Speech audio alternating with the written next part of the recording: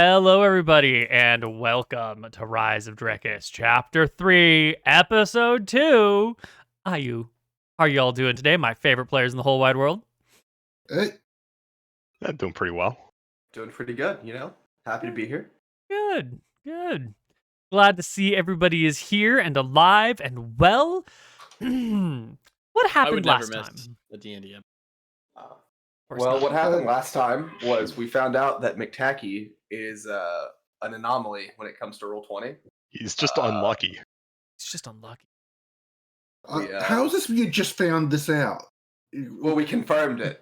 Sometimes you got to do some experiments just to see, and we confirmed it. All of the data we've had in the past, it's obviously just outliers. Mm-hmm. Well, it turns out the outliers just McTacky himself. Yes. It's unfortunate. His outliers, he's unlucky.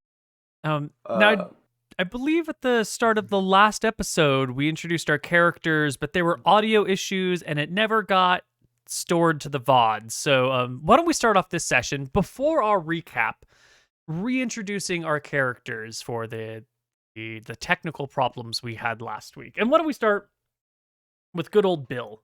Bill, how you doing? Who are you? Who are you playing today? What's the happy hap? No. Hello, everyone. I'm QuantumMech. I'll be playing Woodsy Bill, the Ranger.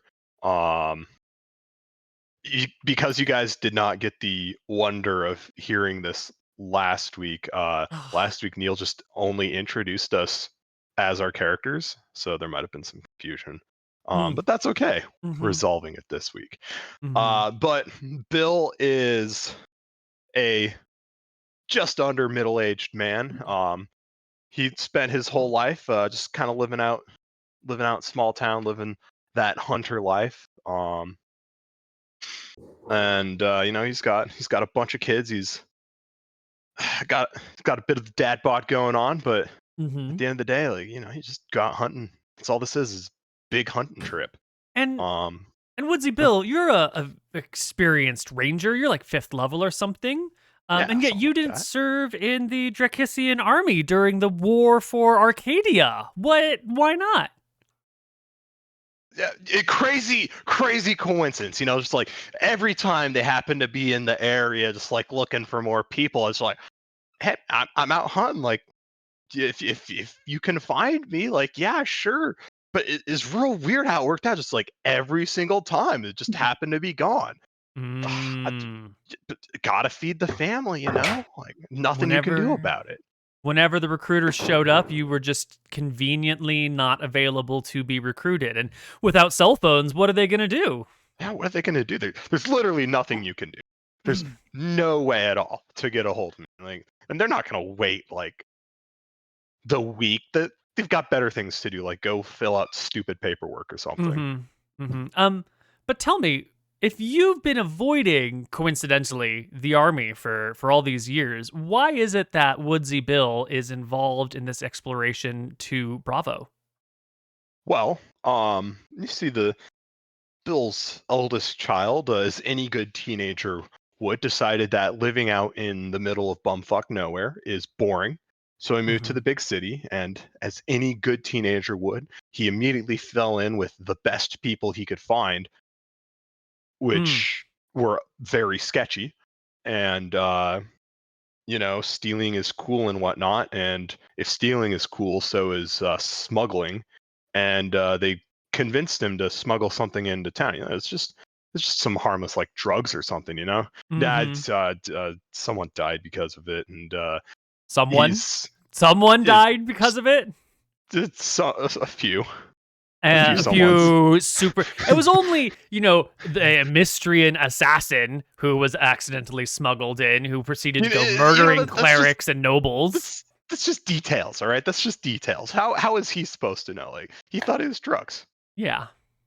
He's just a teenager. He doesn't know better. So basically, to save his son from the gallows, no march to the scaffold for him, Bill has volunteered to take up this suicide mission to go map out this island, this new prospective island for the Drekisian Empire. All right. Excellent. And you're the ranger, so it's your job to sort of keep everybody alive in the woods, Yep. make sure And people you can know get what? places. I did a great job of that last week. As being the only person left alive after our very first encounter, I would say I have a 100% perfect track record of keeping the party from not being dead. That's true. Permanently. 100%. You did it perfectly. Excellent. All right, next up in our character list is going to be Sunny. Who are you? Who are you playing? And tell us a little bit about you. I'm not gonna remember how to do this 100% as the first time, so I'm sorry. I'm Sunny. I'm a lady. I am 25. I have 5 kids, so I've been pumping them out for quite a while. My husband was the fastest man alive and lieutenant in the Drekisian army. His name was Lance. He was the one who heroically saved Imric and his brothers in the assault on Scoria's lair. I was home watching the kids. My father was the greatest fighter before, of course, William Marshall, the now greatest fighter in all of the land. Mm-hmm. And he's taught me swordsmanship from a young age. I mastered the sword, and I am the first. What is it called, Neal? High Master. I am the first High Master at 5th level. Unseen, unknown. Just a my pure 5 kids, natural talent with a blade in hand. A pure natural talent. I was home watching my 5 kids because Lance wasn't very good with the kids. So Scoria burned down our farm. I don't have anything else to do. I want a better life for my kids and my family. So I made a deal with Sir Imric McGarry himself for him to talk to the noble families and send my kids to various noble families' homes. Their names are Billy. There's 2 Billies. One's a male, one's a female. Benny, Betty, and Nick. So Imric McGarry sent these kids around to various noble houses to have a better life. And I'm now in charge of the protection company of the Bravo Assault under Imric McGarry's direct order. And here's a little hint, like, Sunny, she's got kind of a crush on Imric. Her husband's dead. She's looking for a man, and his suave wizarding ways kind of got her hot and bothered. So stay tuned for that. So you're telling me that Sunny here, despite being the very finest swordsman in all the land, practically a pure natural talent with this, didn't fight in the war, or she did not participate in the war when her skills were needed. Like, couldn't she hire a nanny or something? No. Family's very important to Sunny, and Lance was shit with the kids. The kids didn't really, take to him as well. Lance doesn't know how to maintain a farm, but he ran so fast that he just ran quickly into her heart. So. Oh, well, that's adorable. All right. Great. Next up, Hank. Who are you? Who are you playing? Why are you in Bravo? Man, my name's Will. If you don't know me, that's unsurprising. I'm never here. I'm playing Hank. Hank was he's just a bard. He was traveling around during the war. Just keeping people's spirits up.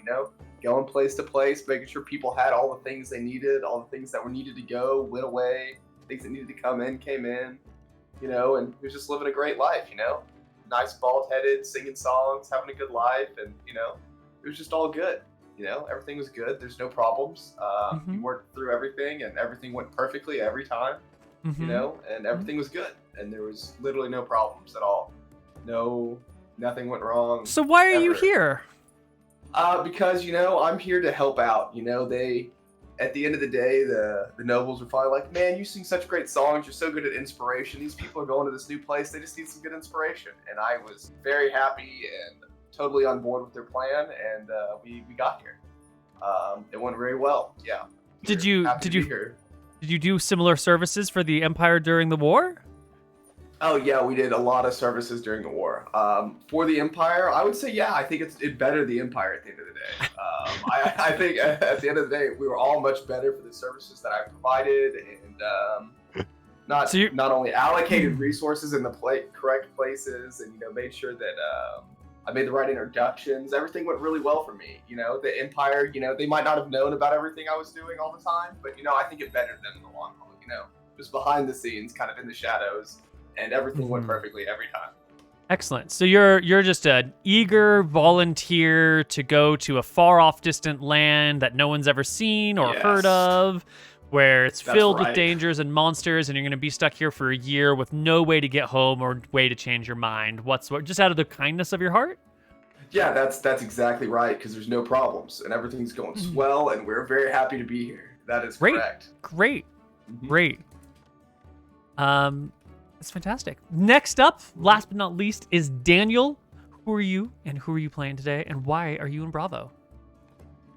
Hey, I'm McTacky. I'm admin of the Koibu wiki, but today I'm playing Daniel.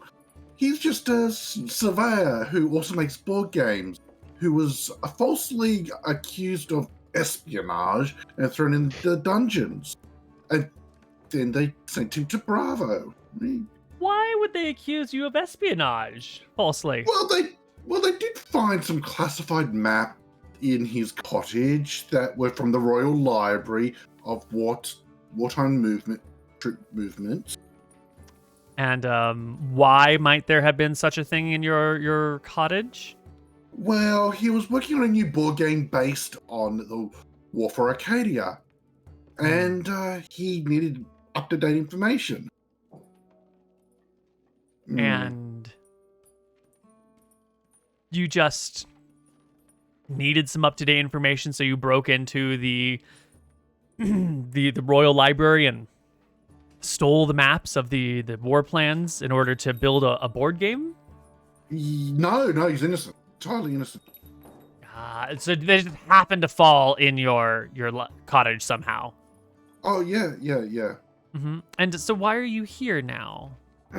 Because of my expertise with Bravo and my mapping abilities, they gave me a deal that I would commute my sentence if I were to go on the mission and use my mapping skills and knowledge of Bravo, severely out of date, on this mission. Because I know Bravo before the current era, before it became a jungle. Right. Back when it was a much larger land dominated by a Great Plain, with just a few woodsy areas. Okay. So Bill is here to provide a better life for his kids, because they're in a tough spot, and he wants them to. I'm sorry, no. Bill is here because his son's fucked up and is going to get executed unless Bill spends a year of his life in Bravo. And Sunny's here because she's trying to provide a better life for her kids, and there's a lot of kids, and they're going to live noble lives after she comes and does this.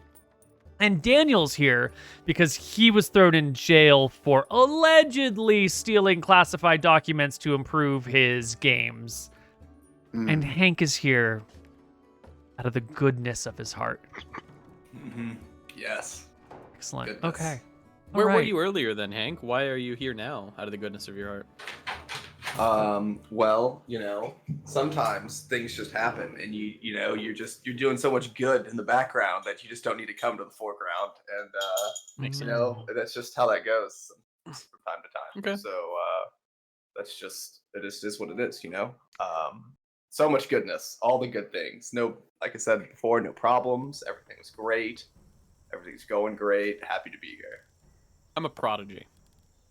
Don't forget it. Yeah, absolutely. I'm also a prodigy. I can, I don't know where I was going with that. I'm sorry. I got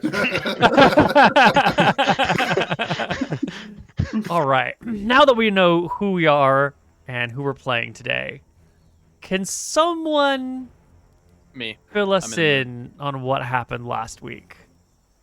I'll tell you what happened last week.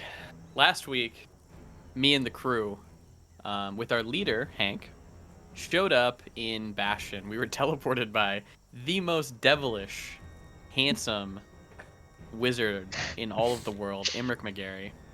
He teleported us, pulled Devilish. into his bag when he realized we didn't have any money, and he just pulled out a fuckload of gems and just handed it to us like it meant nothing to him because he's that rich.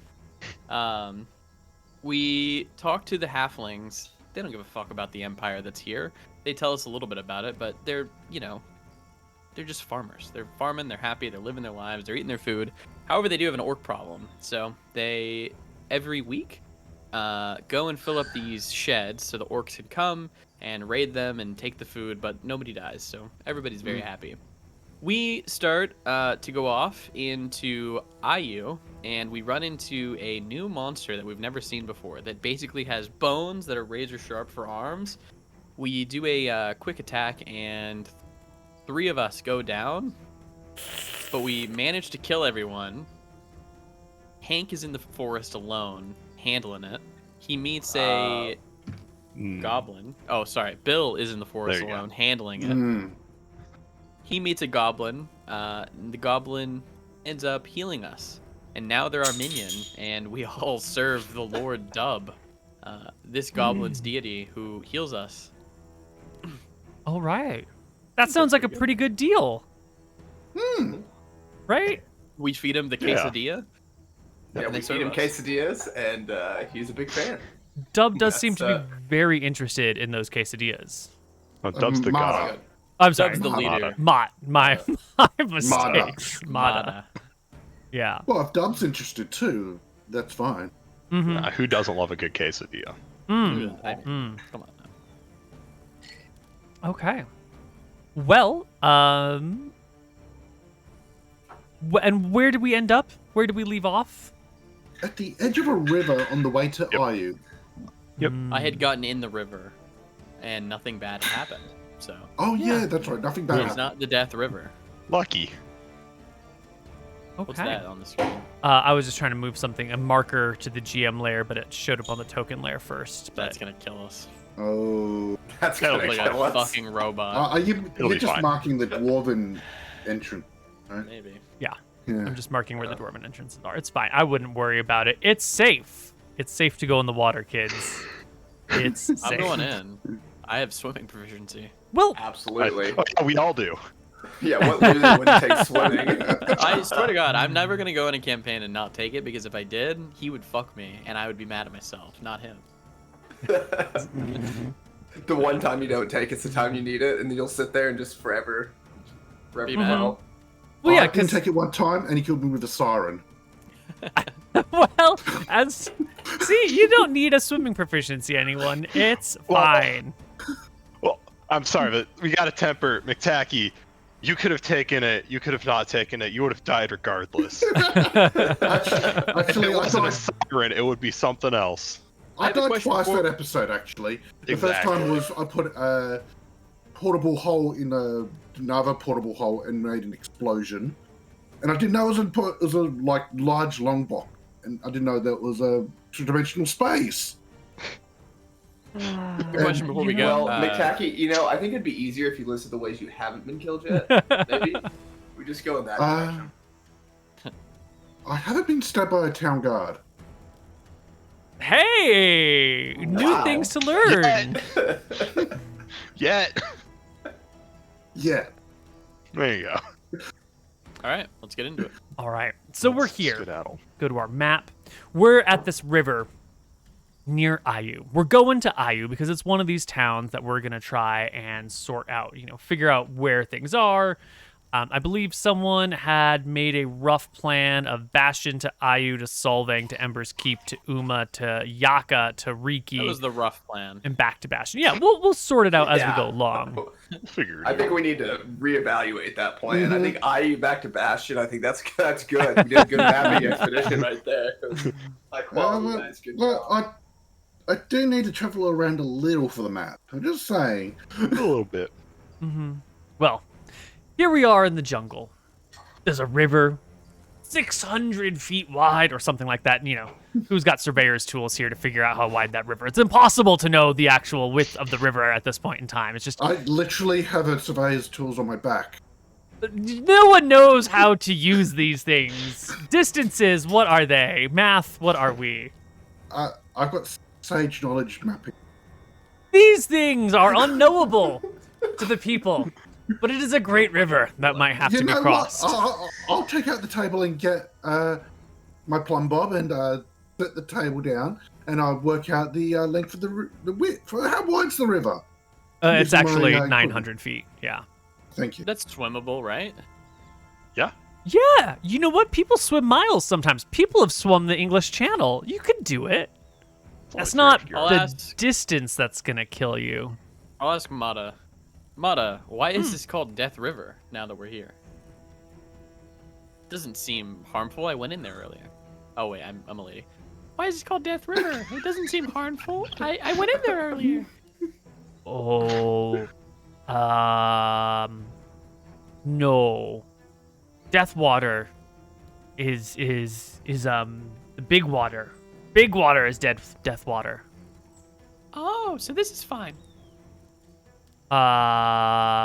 This is other death water. This is Sharptooth?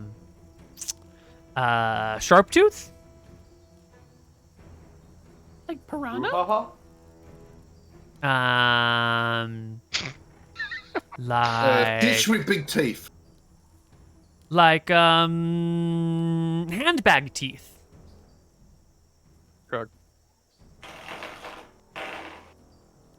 Handbag teeth? What do you mean by handbag teeth? You know Bag? When Bag was alive, have teeth in water. Green? With bump? Green. Long mouth? Long nose. Teeth. Long body. Oh. Okay, I see what you're saying. Yeah. So. Handbag. Oh, that's one of those fancy bags. So maybe how long does it take to go around?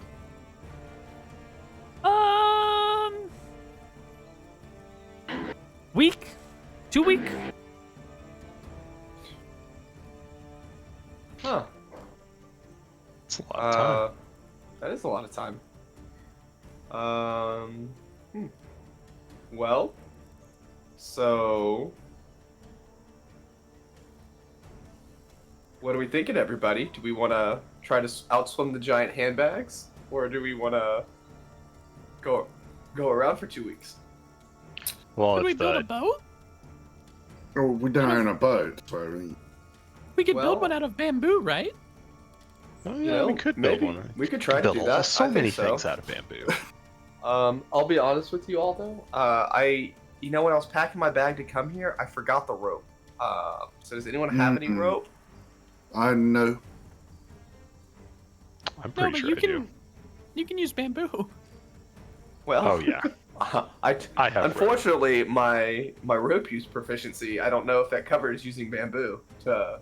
Oh no, you can make rope out of bamboo. You just gotta cut it real thin. It'd be more of twine at that point than rope. But you get up there and like split it in half, then you can just like start shaving the bamboo. Yeah. Shaving You know how to it do off. this? I mean, I've thought about it a lot since we got here. You know, I've never had the opportunity to try it. I just talked to this one guy a couple years ago, and he's talking about all the stuff that you could do with bamboo together. Well, you can get bamboo in Arcadia. Sure, yeah, of course. Oh, okay. Yes, absolutely. Sure. I heard a story about that. I hadn't seen it before, but this guy knew what he was talking about. Obviously, like, that's how I built that amazing lean-to in just one night. Better to stay here for 2 days than walk a week, and then a week back. Yeah. Well, I mean, it's got to get narrower at some point, right? Like, it can't stay this wide forever. It's also dangerous to just even walk through here. I think it's dangerous to even just stand here. I'm pretty sure we'll be in equal amounts of danger if we stay or if we walk. Yeah. I'm fine with traveling either way because it gets me more information for the map. But how confident are you that you can make a raft, Bill? Make a raft that'll work all the way there? I could probably do it. How's probably is probably? Well, 7 should out we of stay 10. or should we go? 7 out of 10. I mean, if we stay, there's trouble. If we go, is there double? I mean, like, we gotta figure this out. If we go, the trouble's longer.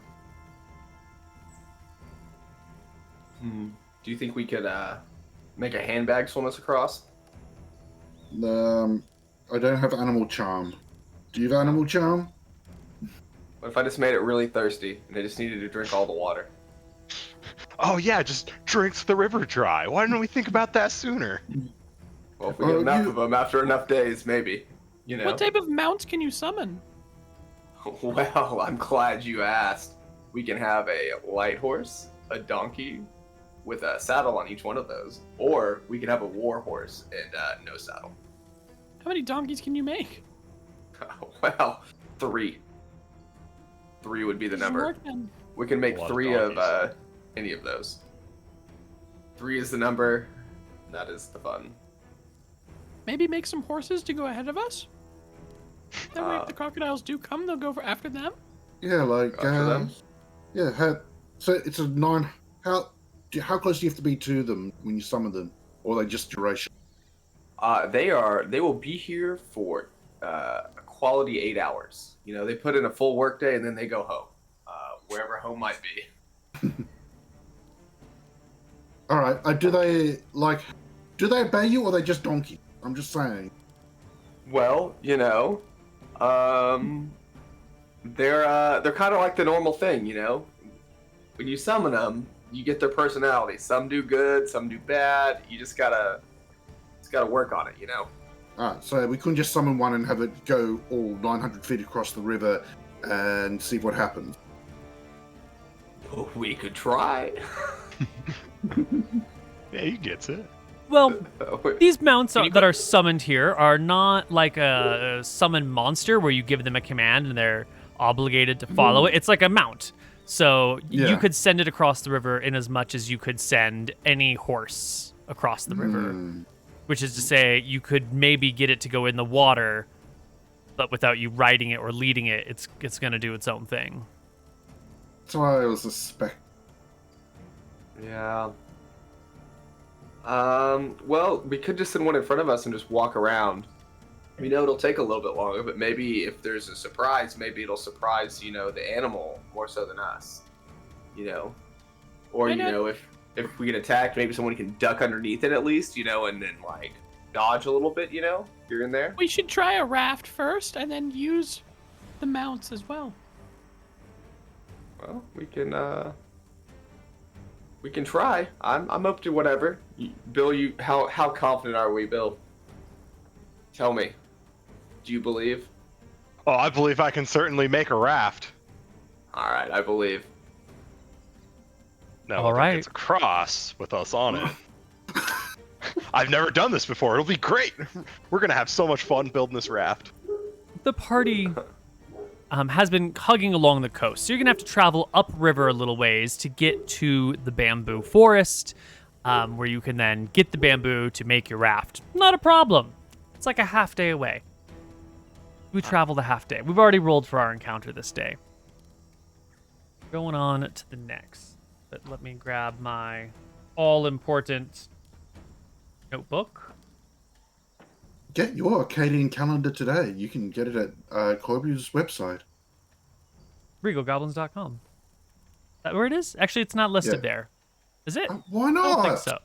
Because I'm supposed to do a big announcement for it, and I'm bad at announcing things. And so I think there's a link in Discord and on Twitter and on Mastodon and that stuff. It's available if you want to work for it, you can find it. That's how I like my merchandise. Make them work for it. Day 12. Daniel, roll me a D100. Of course. 68. That's a great roll. Party heads up the river. Eventually, you do see some of these handbags in the water. They look pretty nasty, and they seem to be congregating in groups. Like, you'll come across an area and there'll be like a rock that juts out, and it'll have like 8 crocodiles all like lounging on it at the same time. And so where you see them in mass. But that's probably fine, right? Oh, it must be Saturday. They're all taking a day off. Yeah. That's it. That's exactly it. Anyway, you settle into the forest, Bamboo. And Woodsy Bill here is gonna start making some stuff. Now, what tool do you have, Woodsy Bill, that would allow you to chop and shape bamboo in a raft-like area? Because you got a spear, right? Yeah, Spear's not great for cutting bamboo. Yeah, no, it's not. I've also got a knife. A good knife. Now this is a knife. Oh, it's a big knife. It's pretty big. Yeah, it's a big knife. Probably the ultimate tool for this would be a machete. Mm-hmm. Like, yes, a hatchet would actually be good, but a machete would be like the aesthetic tool for this. Yeah. What I do have though is one Sonny with a very strong arm and a good sword. Good sword. Yep, who I'm gonna try and convince to help me start chopping down the bamboo, so I don't have to do all of it with a knife. But I will be using the knife to like actually scrape some of the bamboo into like long, twiny stuff that I could tie the other bamboo stalks together with. Mm-hmm. Yeah, and that's an easy thing. Sonny's got a good sword and a good sword arm. If you've ever seen your favorite anime character hacking bamboo to bits, that's what we got going on here. Yeah. No, you don't need a check to cut bamboo. Are you kidding? Yeah, but you fucking do it anyway. The raft can get made, or at least start getting made. Why don't we tone down the nefariousness of the background music? Because, oops, no, I said stop. Sorry about that. Did not mean to make it louder. Let's tone it down. Gets louder and more ominous. Okay. It's nice and easy here. You haven't seen any monsters. There's weird little creatures walking about. We haven't really talked about the denizens of the jungle, but they're not the same sorts of things that you might expect. Like, there's squirrels here, but the squirrels are like really brightly colored. There's like reds and purples and blues and yellows and oranges like throughout their tail, and their heads are black, but their paws are like this tan orange color, and their bellies have like concentric circles of color on them. And you're like, what the fuck is that squirrel doing?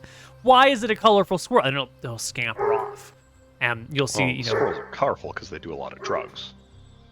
That explains a lot about squirrels, actually. A lot of crack. A lot of crack squirrels, yeah. You got carnivorous plants, which for the most part, Bill can help you avoid. It's fine. Don't worry about it too much.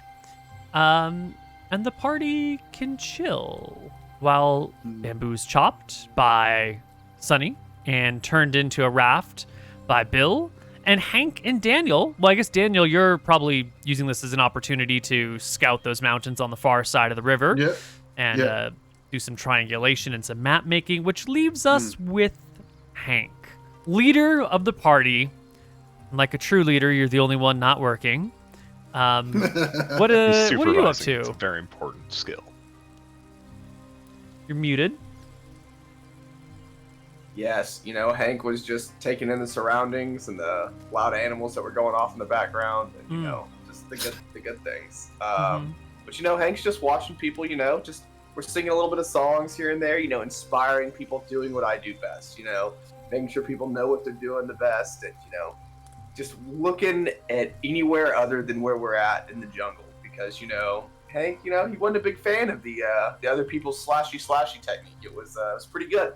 And by pretty good, it was so good that, we've got our new friend Mata, and we're just hanging out with him, just chatting away, talking about dub. Sometimes we're banging some rock, sometimes we're doing other things. We're learning what our little buddy here really likes to hear, If he really likes to hear some rocks banging, that's good. If he really likes, this hollow tree that we're banging on, that noise is good. We're trying to make him have a good time here, Or Excellent. the bamboo, because there's not trees. We're in the bamboo forest. That's right. I'm sorry. It's all hollow. You know, Hank's so silly. You know, it's all the same. You know, instruments easy to play, so no big deal. Just knocking that out. Excellent. Excellent. I'm gonna actually change this to mod. 2 A's and a DA? I don't know how to spell Mata. Do you want some T's in there? Mata? Or do you want Mata? Or all do you want... A's and Bretta. D's. Right, there we go, Mata. Shoots Bretta. I can't see the health bar anymore. Yes, I That's will fine. replace it. with an appropriate sized one? With more numbers? We go. Yeah, and you know what? Since you're allies with Mata, I will even give you the numbers on that health bar. Oh, you did last time too. Oh, well, Yeah. fine. Yeah, but they seemed really small last time, and I was hoping they would be bigger this time. Yeah, I thought you might double the wasn't number sure. this time. No. Yeah, Same yeah, numbers. Neal, you need to reroll that 5d8 there. Yeah, that seems a little low. 5d8? What makes you think Mata's got 5d8 hit points? Because I said so. Yeah, sorry. Well, why don't you make me Wishful a thinking. survival check for making a raft? That seems like a great Perfect. use of the Yeah, it survival does. skill. Yes, it does. I'm very glad it's a survival check. Oh, and what a good check it is. A Oh, yeah. 29. Sure enough, by the end of the day, probably too late to use it to cross the river because the sun's already going down. No one wants to cross the river at night. You might actually want to test the raft on the shallows before you really commit to it. But like the bulk of the work on the prototype is done by this day. It's not a great raft. It'll hold 4 humans and a goblin. And Might not even capsize. yeah. It looks not too bad. Looks not too bad. Chuck can't see the roll. 29? Cat can't see the roll. Oh, there we go. Okay, there we go. Much better. Easy Oh, peasy. beautiful. Mm-hmm. Well, the next day you can set out to cross the river. How are you making oars or are you making poles to push? Oh, we're gonna do one of each. So we're gonna have like a real, just all I have to do is get a real long stalk of bamboo. I don't know how deep the river is, and just in case it's real deep, I can make a real quick bamboo oar by just like cutting a few short sections, tying them to a longer one. All right, easy peasy. Yeah. The next day.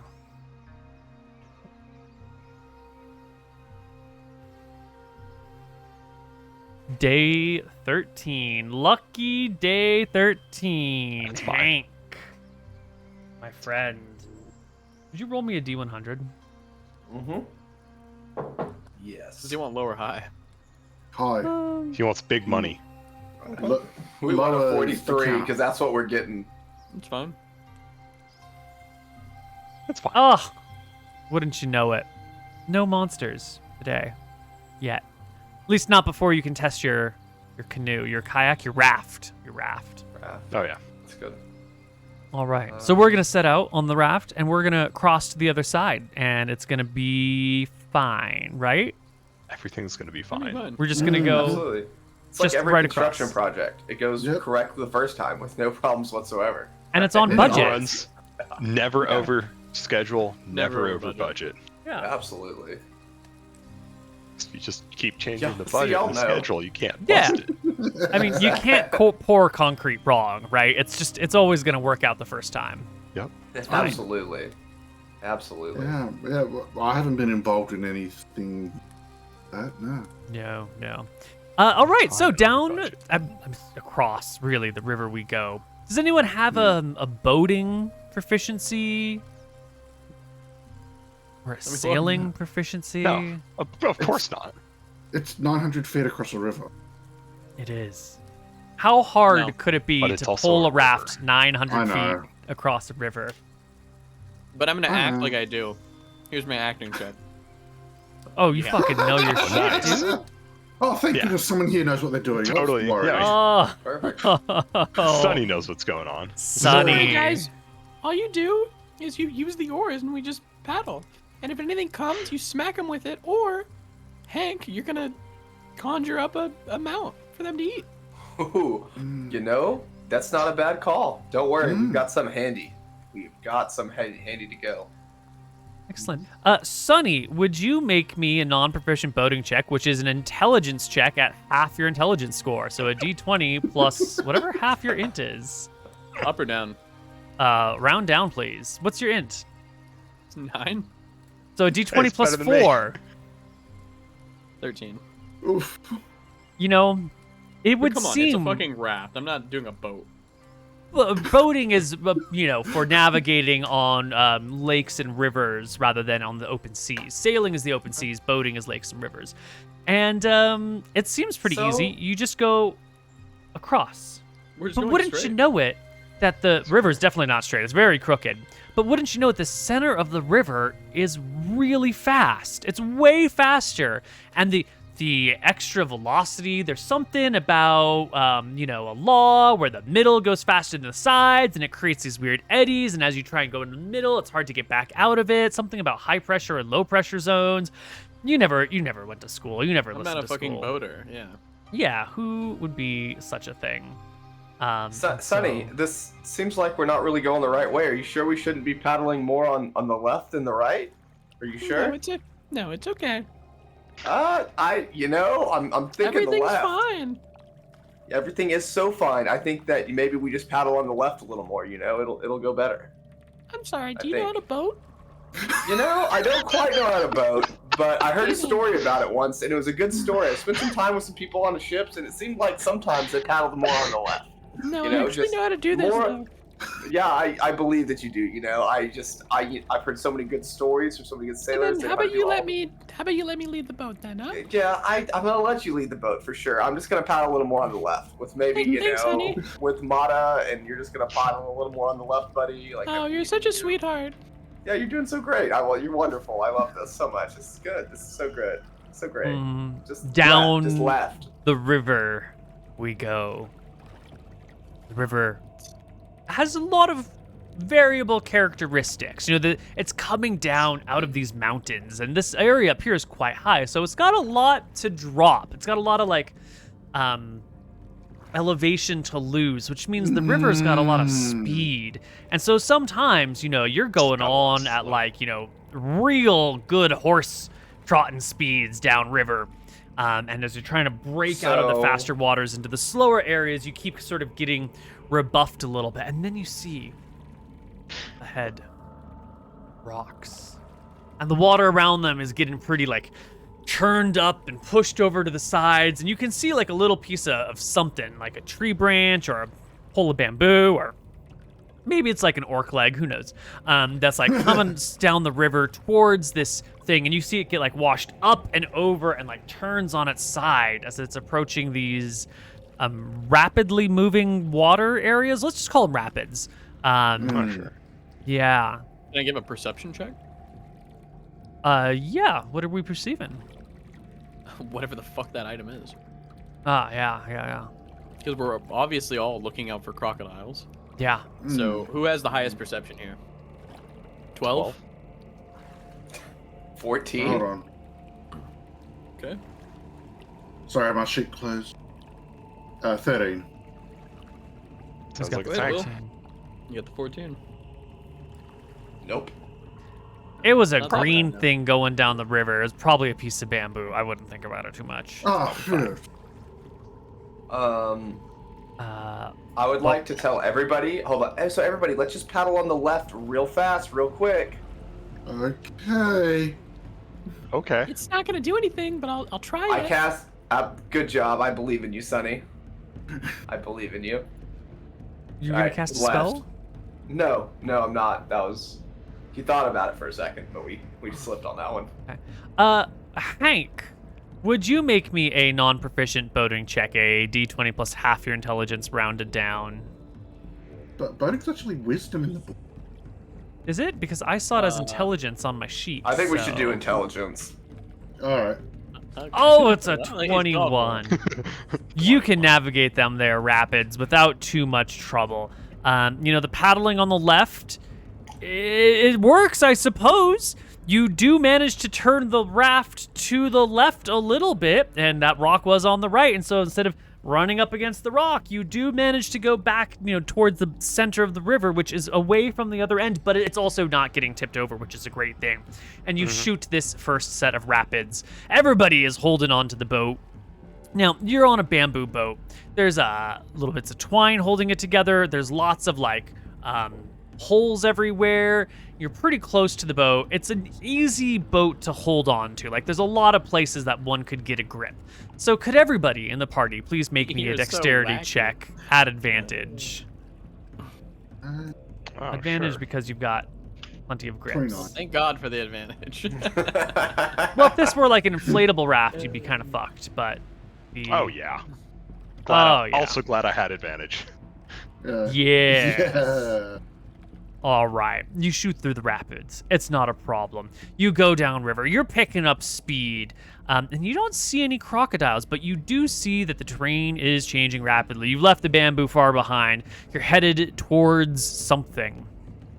We're just trying to get to the other side of the river already. It's only 900 feet.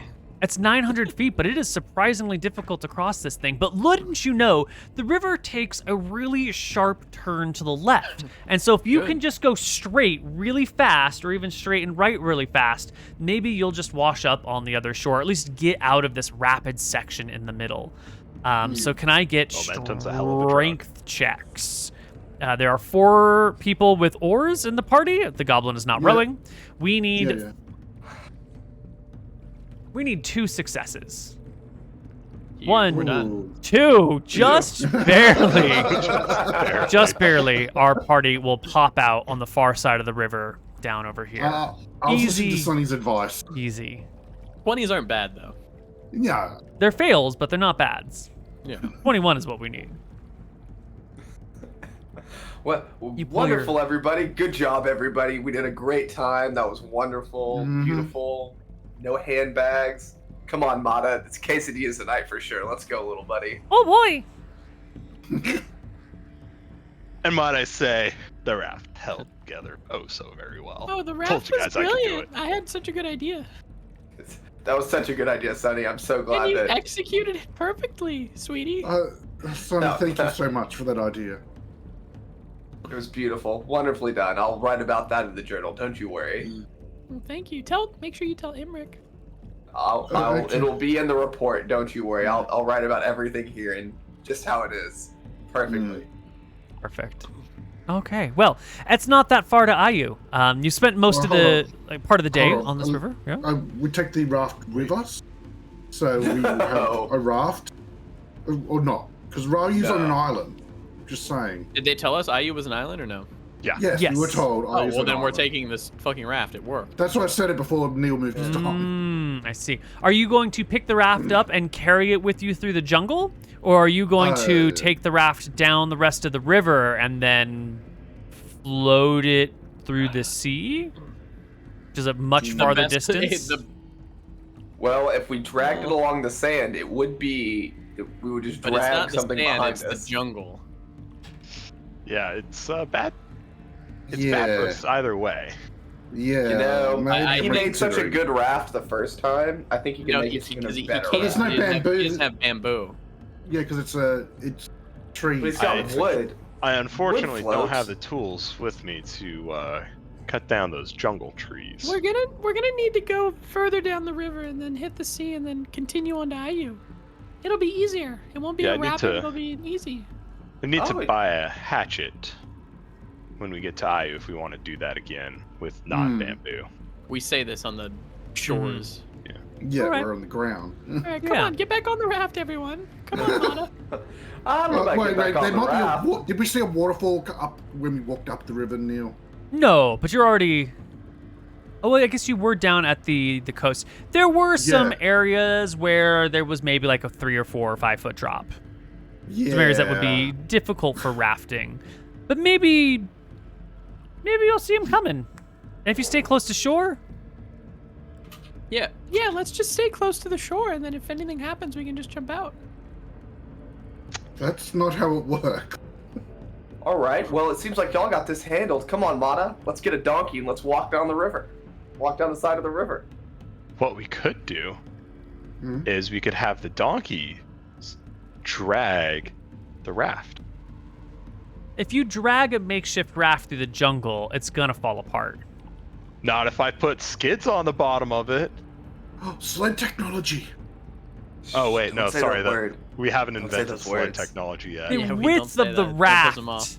would get in the way. But no, It's not a In all smooth. reality, what I was actually mean, it was more of a Panama Canal scenario where you have the donkeys actually towing the boats from the side. You could just undo the raft and then keep all of the building supplies and redo it later, yeah?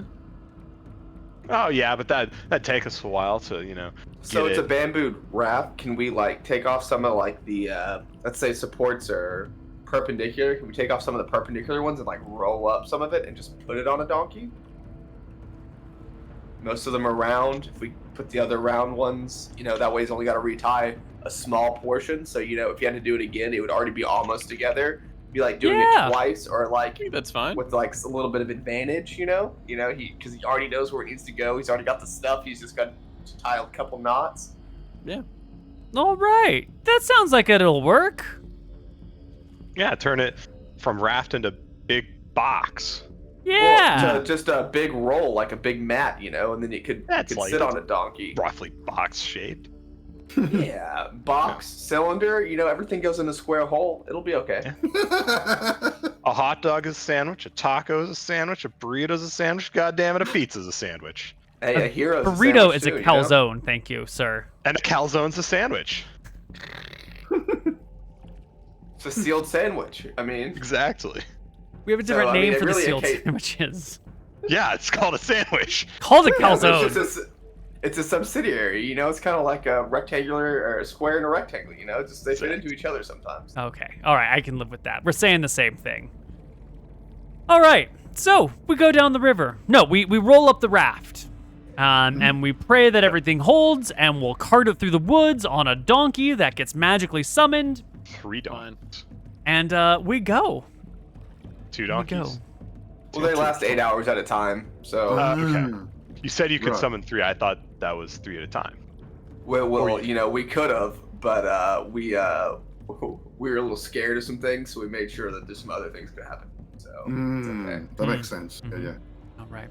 Okay. Well, by the end of the day, we'll reach the sea. And you can see in the distance there is a large island. And on that large island, there's like a hill, and there seems to be a wall, and there seems to be structures, but it's pretty far away right now. You know, you can't make out too many details. It's like 7 miles from you. But if you head down the coast or up the coast, whichever way you want to determine the currents go, you'll be at a, you know, the more narrow, maybe 2 mile, 1.5 mile distance. But we'll figure out what happens when we get to Ayu next time. By which I mean on the other side of our break, when we come back in 5 to 10 minutes with more Rise of Drekis. See you soon.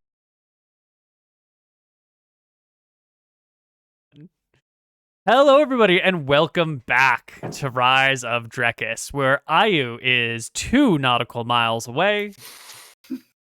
And the So raft is 12,000 made yards. with 3 Let's go. 16-inch screws. Oh, we got screws True. now. Oh, sweet. Mhm. Screw technology. Yeah. Mm-hmm. Cruise? Unfortunately, these are the only screws in existence, and no one knows how they were made. It was an accident. All right. There's Ayu. It's across the death water, right?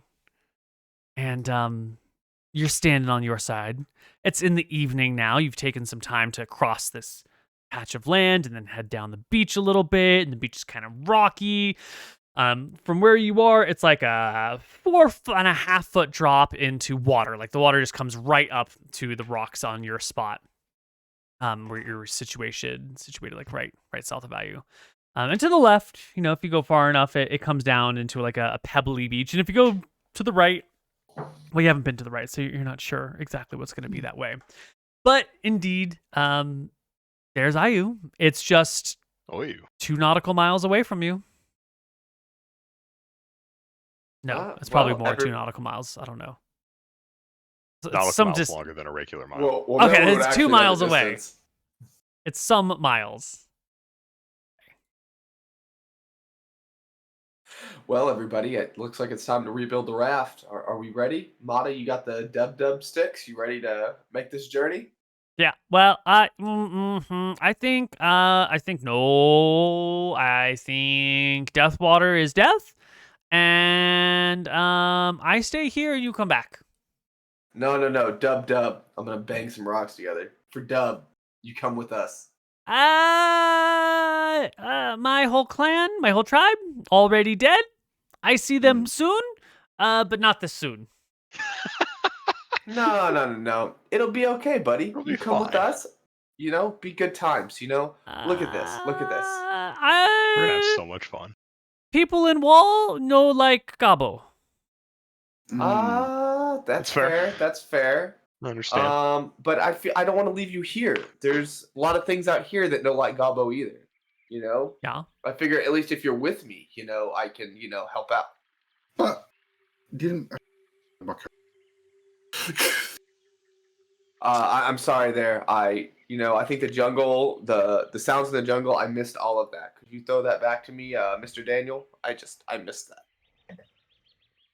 I'm just thinking, like, I'm looking at the tide pattern. It looks like there could be a land bridge under that water if the tide gets low enough, but I can't tell at this tide level at the moment. It's just a theory. Well, Oh, pish posh. That wouldn't make any sense, sweetie. We should just use our boat and go now. going out? Well, I'm just Well- saying, wait for low tide, then we'll see if this is my theory's right. I mean, it could be wrong. Like it could be, but let's think about this here for a second. Does anyone have a cup? God, someone's got to have a cup. Definitely would have brought a cup. Do you have a cup? No cups. I don't think I have a cup now. No. No one brought a cup. That's Why would anyone bring unfortunate. a cup? No. Oh, Why for would you the bring tea a and cup the when you have a coffee and the wine. dinner? That's why you would bring a cup. Anyway, doesn't matter. Let's see. We've still got a little bit of the bamboo. I'm gonna go and cut off the end of one of the bamboo log things. And No, then that's don't cut it. Oh wait, if he says don't cut it, I'll stop. Don't cut it.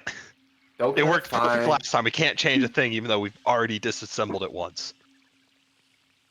If you want to drink something, drink out of one of the ore spots. Here you go. The ore. Okay, cool. Take the top of the ore, and I'll go.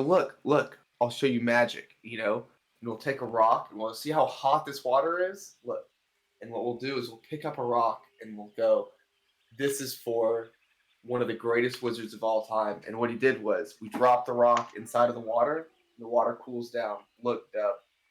The rock is now making cool water for us. This means Dub wants you to come with us. Just come on with us.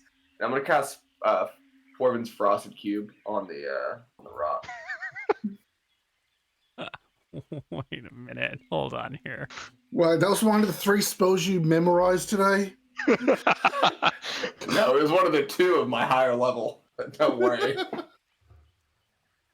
You spent Well, Porvin's frosted tips. a spell slot in the jungle to memorize Corvin's frosted cubes. Yes. Well, let me tell you what. Everything else in this category is equally as useful. So you gotta get creative here somehow. All right. Well, wishing he could keep his drinks cool on hot summer days, the notoriously reclusive wizard Porvin created this spell to chill his drink. A 1 inch by 1 inch by 1 inch cube of rock is enchanted to always be chilled. These stones only conduct heat or cold when immersed in fluids. One stone will keep 1 cup at a pleasant temperature. These stones will never be cold enough to cause harm to any living creature. Mm-hmm. So you drop the rock in the water. Mhm. After a few moments, it's a cold thing. It'll chill the water, and when you hand it over to Mott, and Mott sips it, and it's like cold, like ice cold water, and Mott goes, "Wow." Mm. Power of How Dub. you I think know? Dub would- It's after being with you for a little while, we start to understand how you look at the sky at night, you see how the stars align. Sometimes things just come to the brain, just like you. And I think you need to come with us over here. But you not known Will Dub? No, I don't know real dub, but sometimes even for the rest of us who don't know real dub, you can feel, it's not always right, but it feels right.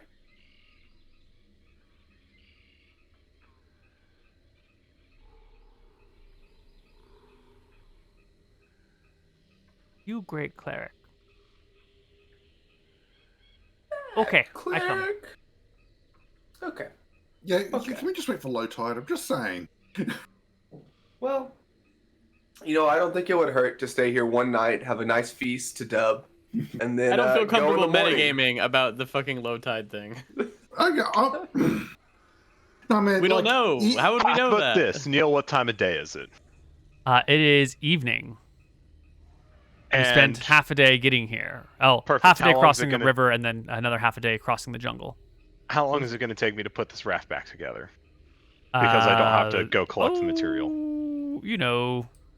Probably 45 minutes to make sure it's tip-top shape and everything is braided together. And if any braids have broken, you'll need to retie them or replace them. So 45 minutes or so.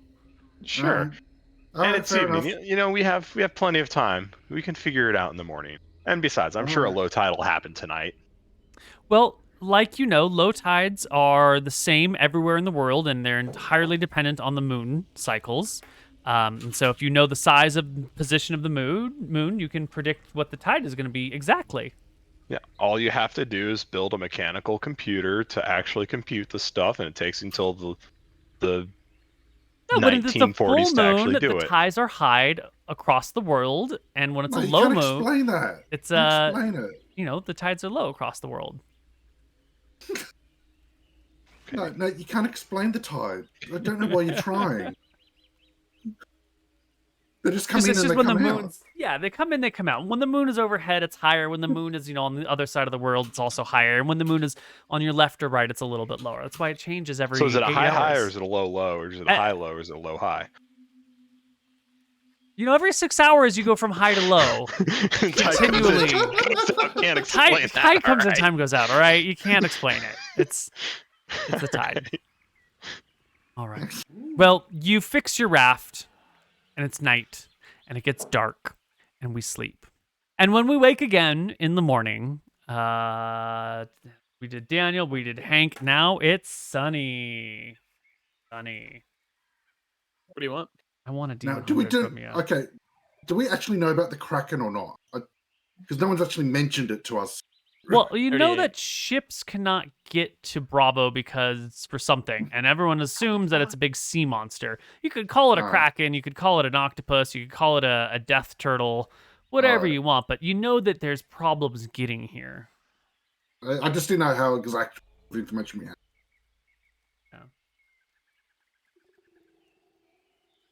It's fine. 38. We rolled a 38. Ah, beautiful. All right. We begin to cross the river this day. River? What's the ocean, the river, the sea, the water bridge? The water bridge. Yeah. Don't give us the water bridge. As you set out on your raft across the water here from your place to Ayu, you're going to see that there is another vessel coming to meet you. And also, while you're crossing the water, I'd like a survival check at advantage from the survivalist because you built it already. We just need another check to make sure you can rebuild it without additional supplies. Oh, well, that's fine. Oh, no. Oh, my goodness. Oh, beautiful. You actually found a way to I've done improve once. it slightly. I've got it. Mm-hmm. I've got it. Before one of the poles was sagging a little bit in the middle, and so you've tightened it up. You've tuned it up a little bit better. And soon the party is on their way to Ayu. But there is a boat, a proper boat. It's like a long kayak. It's like a war canoe, really, coming your way from Ayu. Sonny, who's got right of way in this situation? You're the one who knows boating. Well, I think that the bigger ship gets the right of way because you don't want to roll into him. Well, actually, are we crossing? Is it head on? They're obviously not overtaking us. Like, what's going on? Are we in Rule 14, Rule 15, or Rule 16 here? Well, you're headed up, and they're headed down. And it looks like they're headed generally everything's powered, right? So what else could it be if not power driven? A sailing vessel. Well, that's just power of a different kind. But it's not a power driven. Well, I'm not sure what power driven means in this context then, because there's no such thing as a motor. Keep going, Neal. Okay. This is a Colrex joke. You don't need to worry about it. Nope. It is powered by oars, and they are rowing in your direction as you take your raft and row towards Ayu. It looks like they are charting an I would like to stand course. at the front and yell, "Ahoy, mateys!" and then be singing a great song of just great shipness and, all of the great songs that I've learned from all the sailors that I definitely know that we're not going to sing. All right. Would you give me a performance check? I'm going to give you a musical instrument check. How do we feel about that? If you're singing a song, oh yeah, we don't have performance, so musical instrument is exactly what we're calling for. Yes, perfect. Thank you. Okay, 28. That was a great check. Yeah, you're at the front of the boat. You're letting somebody else paddle for you. Mata's over there with your paddle trying to, keep up with you, but short arms, weak arms, not actually doing a very good job. Offbeat from everyone else. But you're over there singing some song. And sure enough, the war canoe will pull up to your area, and they will toss on over a rope to you so that you can, pull yourself over to them and tie yourself to one another. Okay. And I'll the knock leader. it out with a nice, easy knot to undo. Mm-hmm. Yeah. And the leader, or at least the person who threw you the rope, will step on over uninvited onto your raft. They have a spear at their side, I put my short hand on my spear. sword. Yeah. Like on the hilt. Mm-hmm. No weapons. I'm sorry. No armor for this person. Just a short spear, like a 3-foot spear.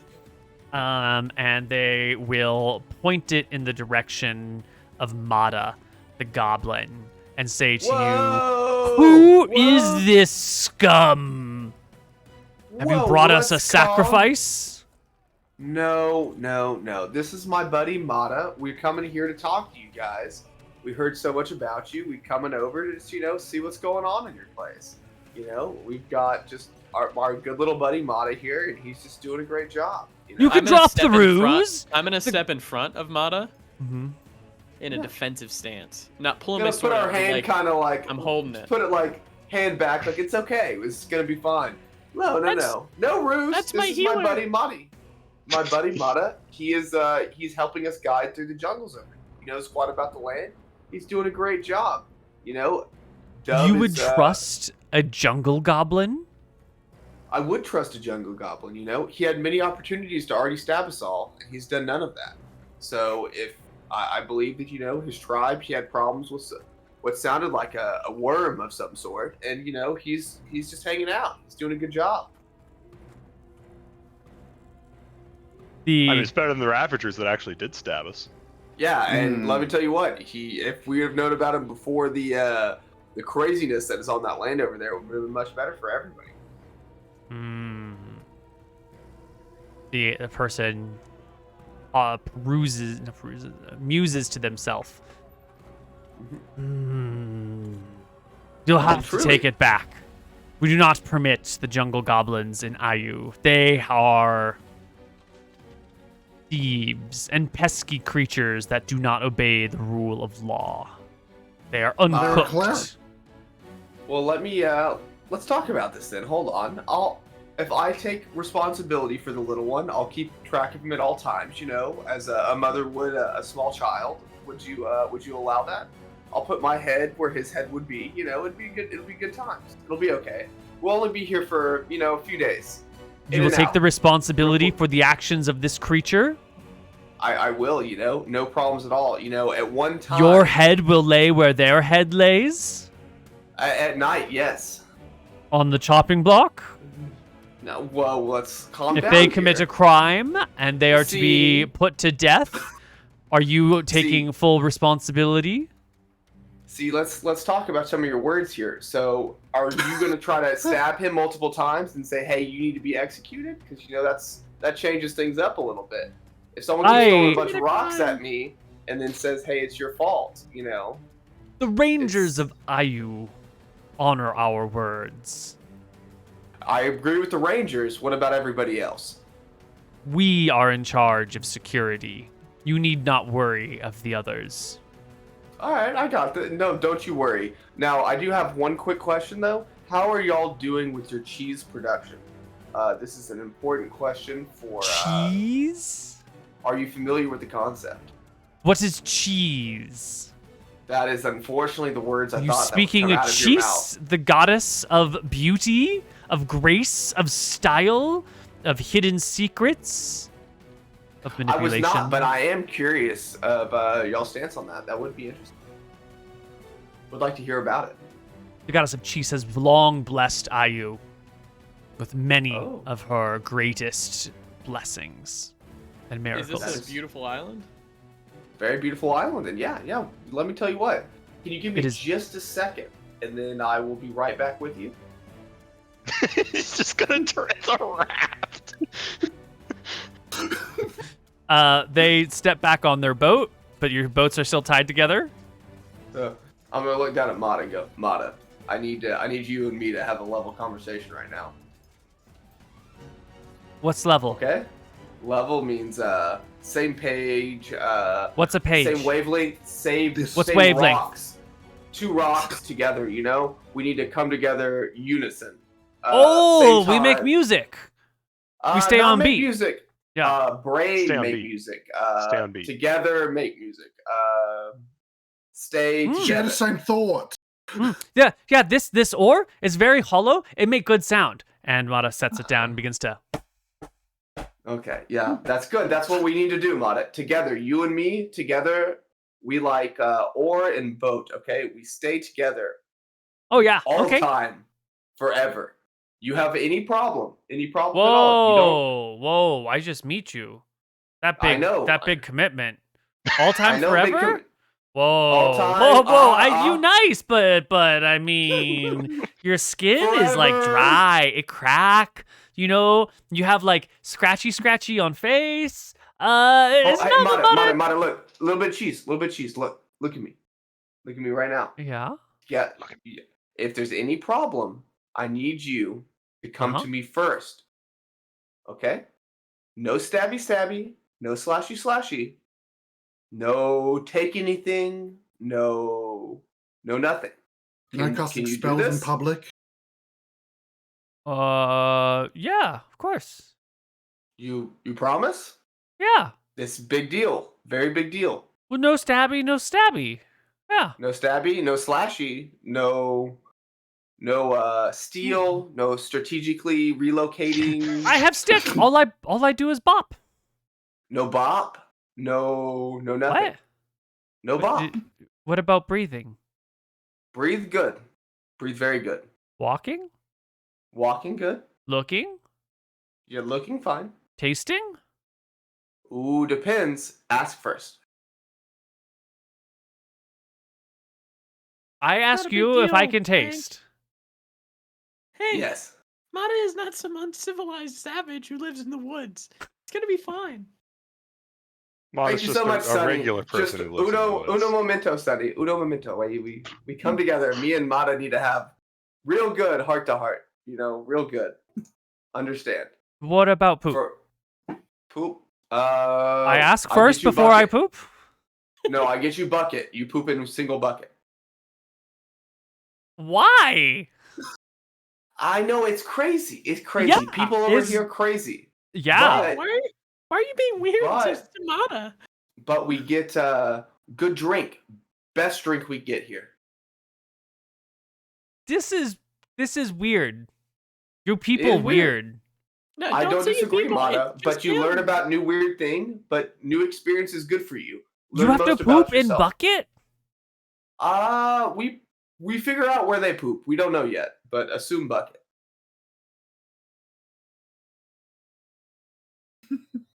I get my own bucket?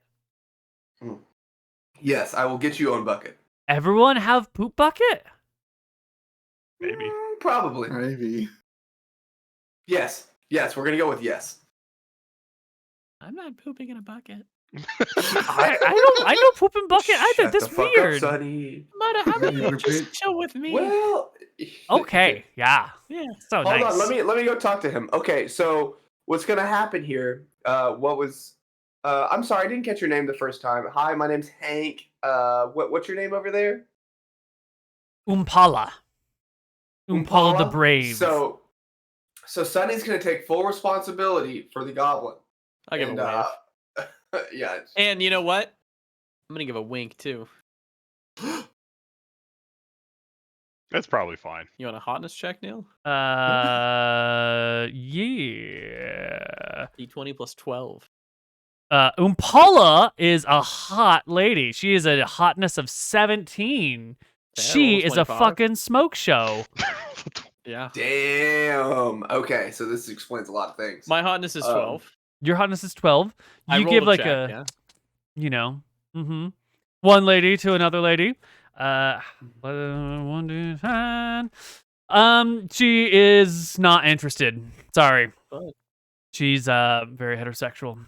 She does not. What about in that platonic kind of way? Like, hey, look, I'll take care of him. You know, we're winking direction. We'll all be okay.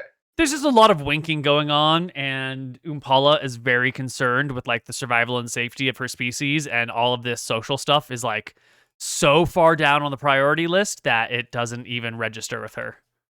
Okay. It fair just looks enough. like All some right. sort of spastic, like winking. Bunch of weirdos. Well, no, I was saying for It made it weird. for Sonny. I'm just. anyway, Made anyway. it weird. I'll wave and say, I'll take care of Mata. If Yeah. they do bad, you can kill me. So does that work with you? We have somebody responsible for the goblin. Okay, sounds good. So be it. And who are you, travelers, Ah. friends? Well, you know, my name is Hank. You know, I do the singing, the dancing, the We're the adventurers. the intros, I guess. Really, Mm. this is my buddy Sunny. She's fantastic. She's helping us stay alive out here. You know, over there on the shore. You know, there's things that stab you a lot of times very quickly. Yes, I'm you've sure you're mentioned aware the of. Ravagers. Yeah, not a fan of That's some those. critters. Not a fan of those. They're gonna get a bad story one day. Yes, very dangerous. You know, and then we got my friend Woodsy Bill. Woodsy Bill back there. He made us this beautiful Howdy, how's it raft. going? He did this on the fly. I think this is the second time he's ever made one. Really, honestly, I think he did a great job. That's the first time I've ever made a raft. Yeah, well, you put it together again, but you will call it the second time. You know, he's doing a good Sure. job. 10 out of 10 over here. He knows how to like look at creatures and do a lot of good things. And this is my buddy Daniel over here on this side. You can kind of see him back there. And he does a good job of drawing things. I don't know if you have a lot of people who draw a lot of things. I'm sure you do. Maybe you scratching rocks together or using charcoal. I know it's very This wet is a here, so you strange can't- set of skills. It is. And It's your very voice strange. is from not here. Where Yeah, are it you is. from? Unfortunately, we were on a boat. We were trying to pass by to go somewhere else, and then the storm hit us, and then we ended up over there with the halflings. And, you know, we've been kind of working our way around this place, trying to figure out what's going on, you know, and figure out where we fit into the place. So we heard that y'all were great people with great things going on over here. So we just wanted to come and see what's going on, you know, just try to figure out, you know, where to fit into this beautiful world. We know it's not over there in the jungle. I'll tell you that much right now. It's Yes. not a good time. Yes, Not the a good jungle times. is dangerous. It's very hungry. Well, Here, so you seem to on know quite a Ayu. bit about it. Yes. Ayu is a beautiful and glorious place, safe from the ravagers of the jungle, safe from the green dragon hatchlings that come down from the mountains, safe from the dinosaurs that roam, safe from the spiders, the bamboo walkers, safe from the orcs, safe from the shambling mounds, the giant constrictors, the phase spiders, the blink tigers, the treants, and the trollaroos.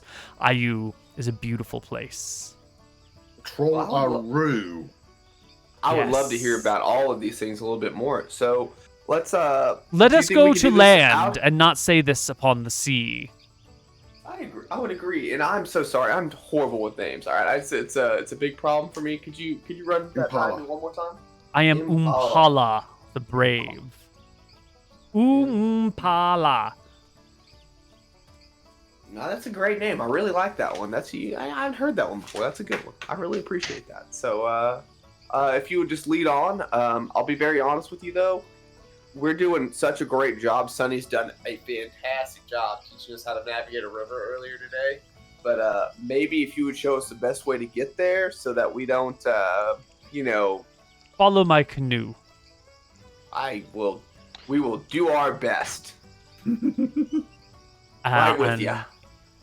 And Impala will take you to a small little dock that their war canoe is tied up to, and you can see that there's like an area where people will lift the seagoing vessels up onto the dock and haul it into some temporary storage building. Maybe it's a permanent storage building, because they're not leaving anything tied up in the seas. It seems to be too dangerous.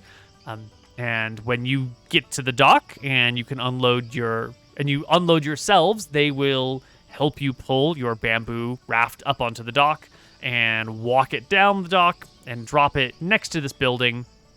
And you can see there's a wall around the city. And you can see that there's a lot of curious onlookers. It is a stone wall. It's maybe 20 feet high. Okay. Yep. And so, like, on their stone walls, are these like... So obviously we're going to go through a gate at some point, or a hole in the wall. Is it just a big hole in the wall? Is it a gate? Like, it's a hole in the wall. There is not a gate here, actually. Gate technology, surprisingly difficult to make. Keeps breaking down. Just like sled technology.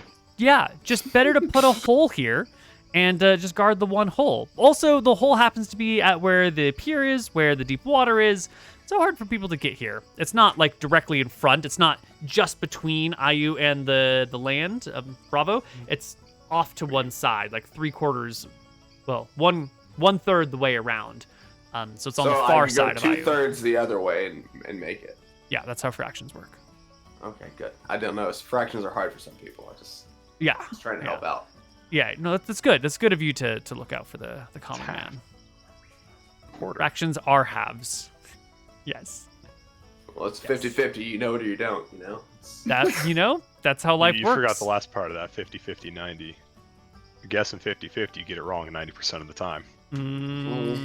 That's pretty good. I haven't heard that one before. All right. Did they just get rid of my drawing tool? Why do I not have a drawing tool anymore? Still there. It's still there. I Control don't F. see it. But there it's now. Okay, the freehand shape was gone for a moment, but it is back. Yeah, so it's right here. That's where the dock is, so it's sticking out the backside. Okay. Sonny! You reminded me of the tool. Nailed it. Anyway, welcome to Ayu, everybody. It is a surprisingly cozy town. It's got this big wall. It's got, it's still hot. It's still humid. There's still tons of plant life growing here, but the plant life is sort of shaped to fit the city. Like there's there's banana trees that like line city streets. And so people just have easy access to bananas. Granted, there are banana peels all over the floor. So every 10 feet you have to make a dex check or fall, but that's a small price to pay for unlimited bananas and good potassium and never getting hand cramps. I'm joking about that. Are they modern bananas or the historical banana? They are modern bananas. That's right. Carefully crafted kind. over the That's generations. So yes. you said we have to make a dex check every 10 minutes. Is this how McTacky's going to die? Is death by dex check? And you slip into the water and throw me a D100. Oh, that's a 1. All right, so there's sharks and. Oh, I failed. Oh, buddy. Instantly. With 16 decks? Wow. Yeah. Yeah, you slip coming down. Those supplies in your back, they take a tumble. You're going to have to redo that last map. Anyway, welcome to Ayu. There's a little bit of a hill in the middle of the island. There's a wall that goes around it. There's little houses. There's people curiously looking at you. And I'd like to wave at everybody and just go up and start talking to people. The first one who will not run away. Well, Impala seems to be leading you somewhere. So if you stop to talk, you're going to get left behind. A strange land. Is that okay with you? No, not yet. Okay. I don't know if you want to trust us. Yeah, that's not at all what crossed through my mind. We are very truthful and forward-speaking person. Oh, yeah. I trust all of you explicitly. Mhm. What are the defenses Especially with like talking. here? Okay. Let's see. One point of ingress, the tall walls. Yes, these are important things that the Empire is going to want to know. Defenses of this town. That's actually why you're here, isn't it? Yeah, that's what I've been writing down. That's not why Well, we're I've here. been We're writing here to in learn about Drekisian. the city and the people. We wouldn't be mapping their defense. That's be horrible. We would never do such things. That would be awful and horrible and underhanded, and we would not be doing that, Daniel. Oh, sorry. I'll stop there. Yeah, definitely stop. All right, I'll stop there. I heard you. Yeah. Yep. Yeah. Did Well. you though? Did you hear me? Yeah, As I you're- got it. You said stop. Yeah. As we're having this conversation, you'll notice that there are goblins within the walls of Ayu, and when they see Mata walk past, they all shake their heads in like mutual disappointment, and you can see Mata beginning to like shrivel and make themselves really small and try and hide in and amongst the party. Are the other goblins like slaves? No, they're So, free I think people they're just chilling sitting- and living. So I how think it's small they is said jungle Mata? goblins. I'm looking. Yeah. So is Mata like a 10-year-old child or like a 6-year-old child size? Or like a 14-year-old? Where I are we? have no idea. I'm gonna ask Mata. Neal's never seen a child before. It's been like 15 years since I have been freely associating in and amongst children. I cannot remember what children sizes are. All of my What? friends in Colorado are childless. Why are Except they for one looking has a like 1-year-old. at you like that, Mata? Well, hold on. We'll ask this a different way. Come here. Well, no, I asked Mata as well. Come here.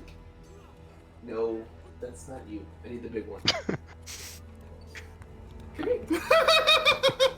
Well, it doesn't work. It doesn't work. I asked Mata. What do you ask? Why are they looking at you like that? Oh, I don't know, but I know like. Oh. Are they this big? Oh, no. He's not about it. I'll go over to a goblin and I'll hold out. I don't know. Do I have any fucking gold? Mata's like No, we 60 don't have pounds, any if that answers your question. Yeah, it's good enough. Yeah. I'll go and ask a goblin who's So he's nearby. smaller giving than a- my bigger dog. Okay, so we can put him in. Oh, so it just takes food. That's all. Yeah, it always takes food. You give one of the goblins some gold? I don't have any Don't gold. have- Ah, I don't I'll go know. and just ask a goblin. Why are you staring at her that way? dirty goblin. But you're a goblin, no? Yeah. Isn't Dirty Goblin good? How do they make? How are they dirty and you're clean? Math? Jungle goblin, look. I'd take a look. How do they look different? Yeah, I mean the civilized goblin here is wearing like clothes. The jungle goblin's wearing like hides and things, and is clearly What about like their cuts skin? and scrapes. I mean, it looks like it's just A a goblin, civilized versus, I'm a citizen of Rome, you're a Germanic barbarian, like, different worlds, but like, biologically the same probably. Oh, well, where can we buy some clothes? They just tisk you. You can feel that these city goblins are disapproving of your association with Mata, and your party is making their way through the town streets, and you're gonna lose I'll them go if you catch don't up. hurry off. Yeah. No, Umpala hasn't said anything about where you're going. They just kind of started leading you. And some of these other armed people are leading you around. At first, it felt like they were just going to take you somewhere in the city, like, we'll drop off the raft, and then we're going to go talk here. But now you've been walking for, like, a few blocks, and you're getting this sensation that, like, you are being led somewhere under guard. Like, maybe you have to go see someone before you're officially allowed in. Or maybe they're taking you to meet someone. Or maybe they're taking you to, like, gallows, but you are somehow now on an escorted walk through the town. Oh no, we are the escort mission. Yeah, they didn't stop you when you stopped to talk to the locals in the streets. They didn't like kick you or jab you with their spears or anything. So maybe, But they stayed behind and like watched me. At least one of them. yeah. Okay. It's not my. You know. All right, so I'm gonna take Cool. Cool. Yeah, it's fine. It's probably we're chilling. All right, cool. Yeah. Better than the guards back at home. You get brought to a great stone building. This appears to be like a large mountain of lava rock that someone, or not a large mountain, a large pile of lava rock, or a large lava rock. Huge, really. Size of like a They three-story did mention house. something about sacrifices earlier, right? And we were seeing... And there's a tunnel carved into it with a cleric and a warrior standing outside. You can tell the cleric because they've got the symbols of the deities all over them. And Which you can one tell was the cleric? warrior because, they've got the shield and the spear and everything. Do they have metal implements, or is it all stone? Oh, these are obsidian weapons. Yeah, everything here appears to be... Everything you've seen so far appears to be Stone Age technology. Okay. The symbol around the cleric is Nerul, goddess of family, society, home, the hearth, that sort of thing. But also, because this cleric's got like 4 symbols on him. It's Nerul, it's Martha, it's Nadinus, and it's Verasi. Verasi's death and destruction, Martha's life and creation, Nadinus' nature, Nerul is family, home, society, hearth, that sort of stuff. So it's kind of a mix of signals between great gods and full gods, and but they wave you on into the tunnel, which is lined with torches glowing brightly. You can see the black rock goes in maybe 50 feet or so, and then there's a door right there in the middle, like a nice big set of double doors, and then the hallway also goes left and right from that point. But doors, does that mean they've got metal hinges? It's a great question. You should absolutely inspect the hinges when you get closer. Well, I mean, if we've got Stone Age weapons, I'm asking how they got hinges. Yeah. Well, this is kind of wild. Sonny, why don't you go ahead and head on in there, and then we'll be right behind you. Oh, please, Hank. Well, I mean, if I I'll- just think we all need to go in there. I think walk in the first. way. I'll follow. Yeah. Yeah, I'm Because behind. I'm assuming they're leading us in there. Oh, they're leading in you here, right? Yeah. Mm-hmm. And they will fine. walk you all the way into this room at the far back. And they'll open the door, which doesn't seem to squeak at all. Whatever hinge they're using is actually quite nice because it doesn't make any sort of creaking, squeaking noise whatsoever. And there is in here a room illuminated by skylights that must reach to the top, bringing in large shafts of light. There's a table with 6 people seated at it. You can see an human, an elf, there's a halfling, and then the rest of them are maybe human or maybe half elf, or it's a little bit hard to tell because they've just got like long hair that covers their ears and sort of delicate features, but it's hard to tell exactly what they are. Greetings, everybody. How's everybody doing today? Wonderful to meet you all. How's it going? They wait for everyone to be brought inside. Well, I was kind of towards the back, so I'm gonna kind of like weave my way through the front, so to be, hey. Yeah, it's a really solemn vibe in here, and you're like cheerful, buoyant spirit. Well, it fits the vibe and it keeps the party going through all the hard times. Seems to just sort of like fill the void and then empty again. And the people here will click their fingers together, and Umpala will walk up to the table quietly and say something as they all lean in. And then Umpala will step back and go back towards the door behind you.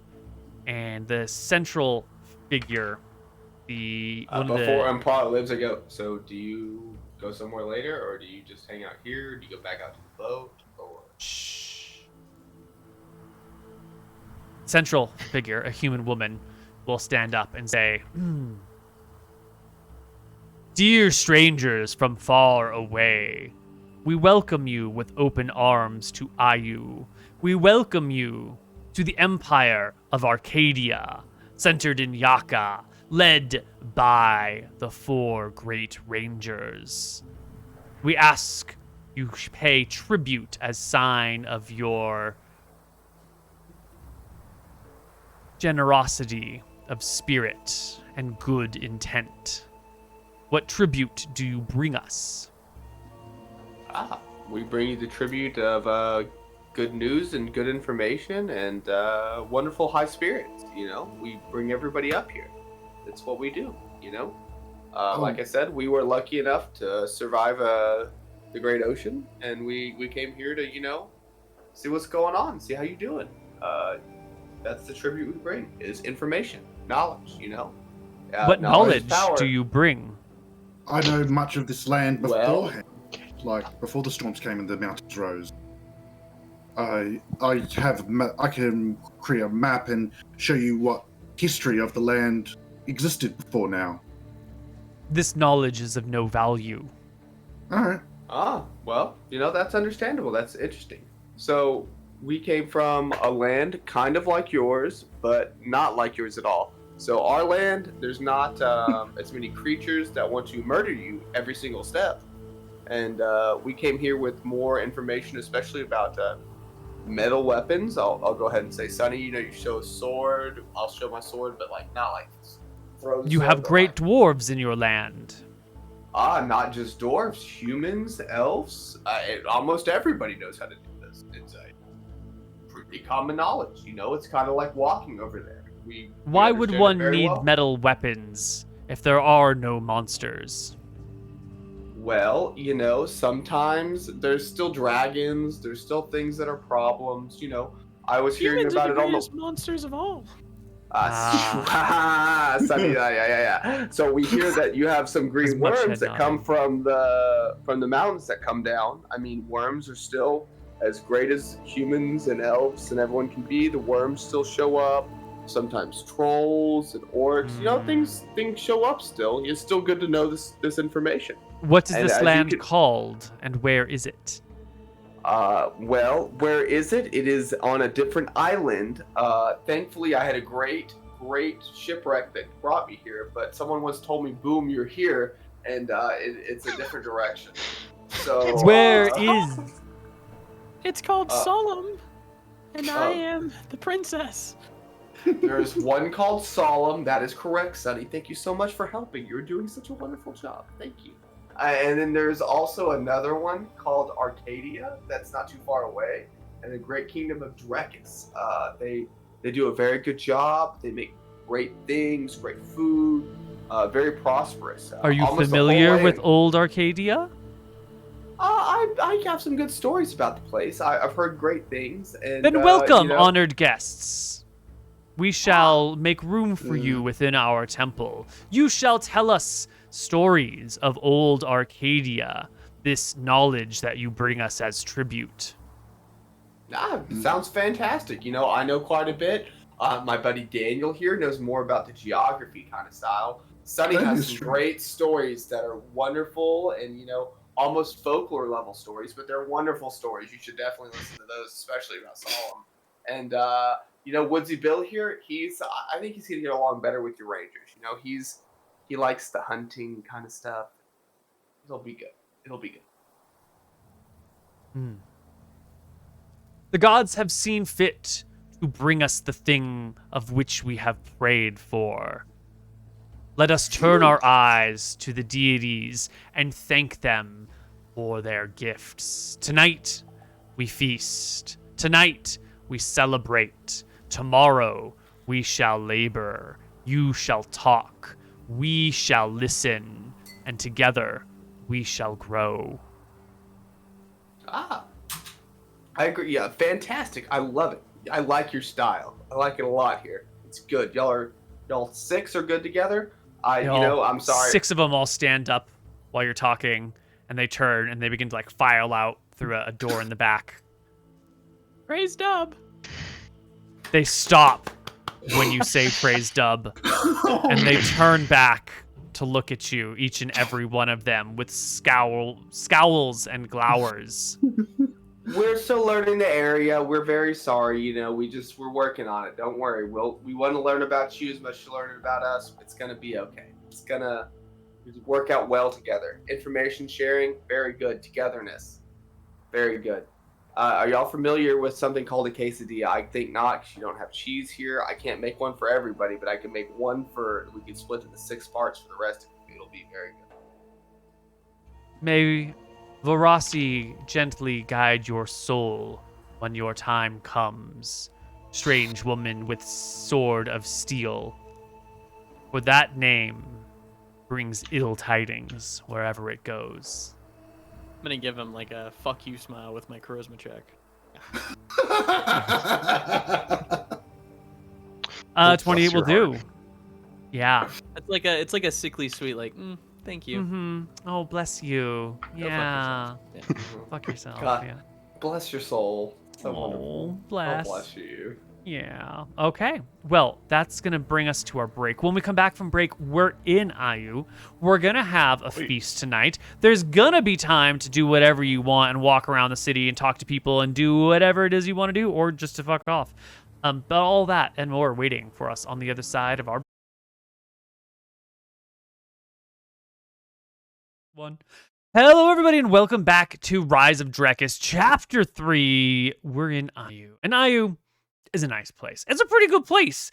And the people here are curious about you and your foreign form of dress and your weird accents and this quesadilla that you keep talking about, but also it doesn't appear like there's a lot of cheese around here, so you're going to be running out of quesadilla cheese basically any day. You know, it's real soon. No, we're not. Because let me tell you what, we're about to talk up the halflings' cheese production in a major way. The halflings are about to get a good influx of trade. Yeah, but how is that going to help you get cheese?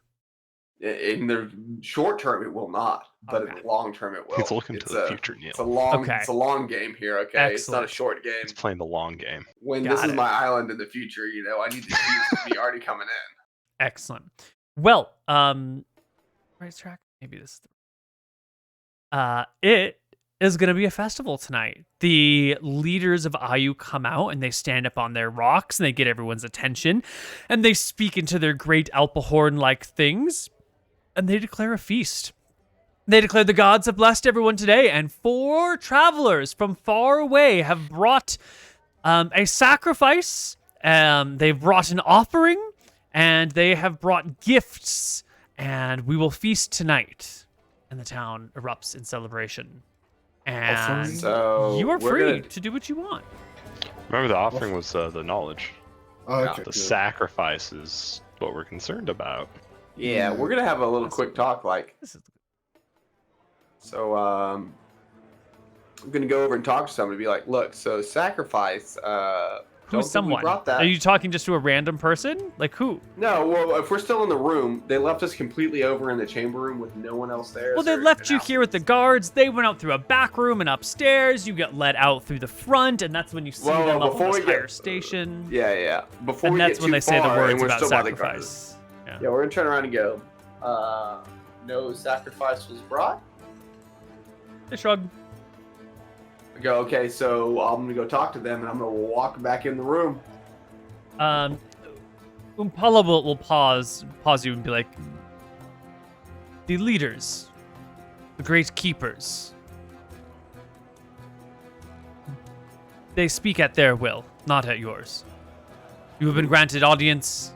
You will speak with them again tomorrow, after this feast.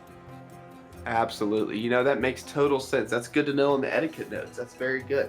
So we brought information exchange, but the sacrifice thing, I see 5 of us, and 5 of us will leave when necessary. Yeah? Yes, on my word as a ranger, as long as you break no laws worthy of death, all 5 of you shall leave. Okay. As long as we're on the same wavelength here. Now, just to what be is curious, a wavelength? I don't know. He keeps saying it's kind it. of like the ocean. It moves in a single line. They all go together. You know, you look out the ocean. They kind of move together. Yeah. They haven't invented 3-phase yet, man. I know. I'm struggling with it right now. So, you know what's better than 3-phase power? 4-phase power. No, it's not. DC is actually much better, but that's I don't think we want to waste an hour on that topic. DC stands for dog shit. AC all the way, DC stands baby. for directly. I don't know either. For donkey cock? I'm sorry. Yeah, that's what I thought. All right, you engineers, tone it down. I'm All a right. civil engineer. Okay, all right. So here we are. You've got You've got the village, the town, the city, the whole island to do whatever you want with. You can all hang together. You can run around independently. You can investigate. What is it that you want to do? Do you have like grand mission objectives? Are you going to try and achieve any of them, or are you just going to hang out and have like a good time? Because you could just like meet locals and have a great time. Or you could do those mission objectives that the people who are blackmailing you or grabbing you or whatever No you one is are. being blackmailed. Calm down. There's none of us are blackmailed, okay? Everybody's got a very clear, concise objective. No blackmails involved. Sorry, I don't know why you would say those words. I was throwing out random words that might, be motivations. I'm not trying to paint anyone with any colors here. But what would you like to do? And let's just do in order, starting with Bill. Bill, what are your plans for the evening? Well, they said we're gonna feast. Bill, I think you should feast the shit out of this. Yeah, I think you should be good friends absolutely. with the Rangers. You got this? Yeah, it's gonna go great. Yeah, You know what? Bill. It actually is gonna go great. I'm so excited to talk about that raft I made. I wonder how do you think they built those walls? Did they boat the rocks over? Great fucking question. Where did they get the stone? How did they do it? I believe in you, Bill. You got a who good cares where they got the mindset. rocks? How did they get the rocks over here, though? It wouldn't be on those How do you learn canoes. more about boat making? That's badass, Mr. Bill. So it sounds Yeah, like but- But how are the rocks so shiny, though? Bill is really interested in shiny rocks. Sometimes. And you're going to be spending your evening feasting and talking with people about how IU came to be and its history. Yeah, that sounds great. That's what I heard. You correct me if I'm wrong. Yes, that's exactly what's going to happen. Okay. Sunny, what are your plans for this evening in IU? I'm gonna take the goblin. We're gonna get clothes, but while we're getting clothes, Sunny is going to use this as a scouting opportunity. We're gonna go clothes shopping at multiple places, and I'm going to scout out the formations on the walls. Where are the guards? How many guards are there? Like, who's patrolling? What are they wearing? Do I see any wizards? Do I see any clerics? And I'm probably gonna go to like 4 or 5, maybe 6 stores, and I'm gonna blow 1 emerald's worth of gold doing this. Ooh, are you the one who's holding the money? Well, I'm gonna get an emerald because I need to go buy things. Okay. Well- Who's got the emeralds? Not me. They're not emeralds. We have the tanzanite. Oh, that's right. Tourmaline. Tourmalines. And I will give Sunny one of the tourmalines. That's fine. Excellent. All right. For I'm gonna spend their half of that expedition. on Got that, goblin Inky. bling, and I'll keep Goblin- the other half on me. All right. How much can I swap it over for in gold? That's gonna be up to how much you can talk up this gem, because you're gonna have to find someone to swap it out You for ready? coinage, right? Yeah. Give me your best. Storytelling. Ooh. What Or story are you acting. gonna tell? I'm gonna tell how this is one of the most sought after gems in all of Bravo. It is just found out from the dwarves in the mountains. I was able to barter for it from a dwarf who was on their way back to the mountains but needed supplies. I kind of fucked them over, and now I would like to sell this. And if you ever meet a mountain dwarf, you can sell this for upwards of 200 gold pieces easily. All right. Sounds like a great story. Give me a storytelling check. Fucking Ooh. 30. Jesus. You know what? They do trade with mountain dwarves. They take the swamp and up the river right to the mountain dwarf hideout, and every now and then they do it, and that's where they get the metal goods that they do have. And a gem that you could trade to mountain dwarves for 200 gold, well, they'll happily give you 150 gold for that. Deal. Excellent. And with this 150 gold, you can easily outfit your goblin I'm gonna in the bling finest. this goblin out in 75 gold worth of shit. Yeah. Well, you're going to need the 75 Ballin'. gold because the city goblins don't want to deal with this filthy jungle goblin.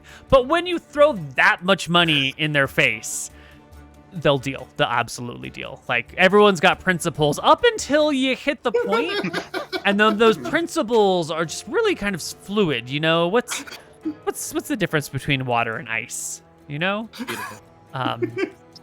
Yeah, so Tell at the me how end of they this... look now. Well, Parallel. Mott is going to be walking around in a woven skirt, which is a weird thing for Mott to wear, but it's got like, what do you call it? Skirt things. Yeah, it's got skirt things, right? It's like a woven grass skirt, but the grass has been dipped in like beeswax, and so it repels water. It holds its form. It's not gonna rot. But also that beeswax has that like smell of honey on it. It's a little bit sweet smelling, and you can also press into the beeswax patterns, and they've rolled these like carved pieces of wood across the beeswax to give it like a texture. Now, of course, if you sit down on the skirt, you're gonna slightly smush it out. And so the front is textured in certain ways and the back isn't, because that's how it's designed. And you're gonna have to come and update it from time to time if you wanna like be looking in the highest of fashion, because like all old things in the old world, everything needs constant repair because technology back then sucks and materials kind of suck and you're always kind of screwed. Like, you got drums, and you beat your drums a long time, eventually your drums stretch, and then you have to submerge it in water to tighten everything back up again. It's just a pain in the ass, but that's what it is for the skirt. She's got this cool top that is made from what they call Ravager leather. Maybe it's true, maybe it's not. And it has little teeth across the collars and on the sides, and the arms have like these slits that split them open, so they're pinned with teeth on here, and then the flares open, so you can see skin down to the elbow where it's pinned again, and then skin down to the armpit where it's pinned again around the shoulders. It's like really fancy, loose, flowing, blingy. You know, she's a great looking goblin now. Nice. She is. As we're walking around town now. She, no I can't more remember. It's a You goblin. bad looks. never said. Probably pretty accurate. Well, I didn't know they were so fluid. I was unsure. They're not fluid. Are They we- just look alike. You know. Are we fitting in with the other goblins around town Oh, now? is that how it is? When she's walking around, mostly, like you've stopped getting the weird looks, but as soon as she starts talking, like you can hear the jungle goblin versus the forest goblin in the speech. Can't fix that right now. You can't fix that, right? But you can at least do away with most of the dirty looks and like instant distaste. Cool. Which is nice. This will get us into the shop, so I'm gonna go to like another 4 or 5 shops. We're gonna check them out, but while Mott is going around perusing the items in the shop, hopefully not stealing anything, because I'm not paying too good of attention to them. I'm gonna be looking around at the various armaments, guards, all that. Yeah, they have a lot of wicker shields and stone spears. You're looking at this, and you're remembering like the chainmail, even though it's bronze or brass chainmail back home. It's going to be pretty effective against stone tools. And the wicker shields, like wicker is actually a useful. It works as well as a shield, but like after a couple of battles, the shield's going to need to be replaced. You know, so. It's the gear will degrade quickly. It will break quickly. It will need constant replenishment. And also, wicker shield versus fireball, not a great combination. You know? Any bowmen? Yes, plenty of bowmen. Lots and lots of bowmen. Lots and lots of arrows. Lots and lots of archers. Arrows also, are tipped with wood. Wood, bone, stone, combination of just whatever is available. But you're going to notice the real thing here is the number of clerics and sorcerers is just uncomfortably high. Like, maybe there's, 50 guardsmen that you see with spears and bows, but then there's also like 10 clerics and 10 sorcerers on top of that. Got it. The spellcaster to soldier ratio to martial ratio is uncomfortable, like really uncomfortable. There's a lot of good to know. spellcasters here. I take that into account. Yeah. We leave the shop. We go back to the group. Did Mott steal anything under my nose? No, but Mata will come up to you and say, "I need bucket." I'll ask the nearest guard. Excuse me, where do we use the toilet? Oh, yeah. And they will lead you over to an area where someone has drilled a hole somehow through the stone, and like there's what sounds like seawater just sort of sloshing below. And it's just a straight shot into a filthy, shitty sea cavern. Thanks, hon. And I give him a gold. He'll take the gold and walk away. He's happy. Yeah, good day. Next up is Hank. Hank, what are you doing this evening with the feasting and the partying and the celebrating? And what's your plan, Hank?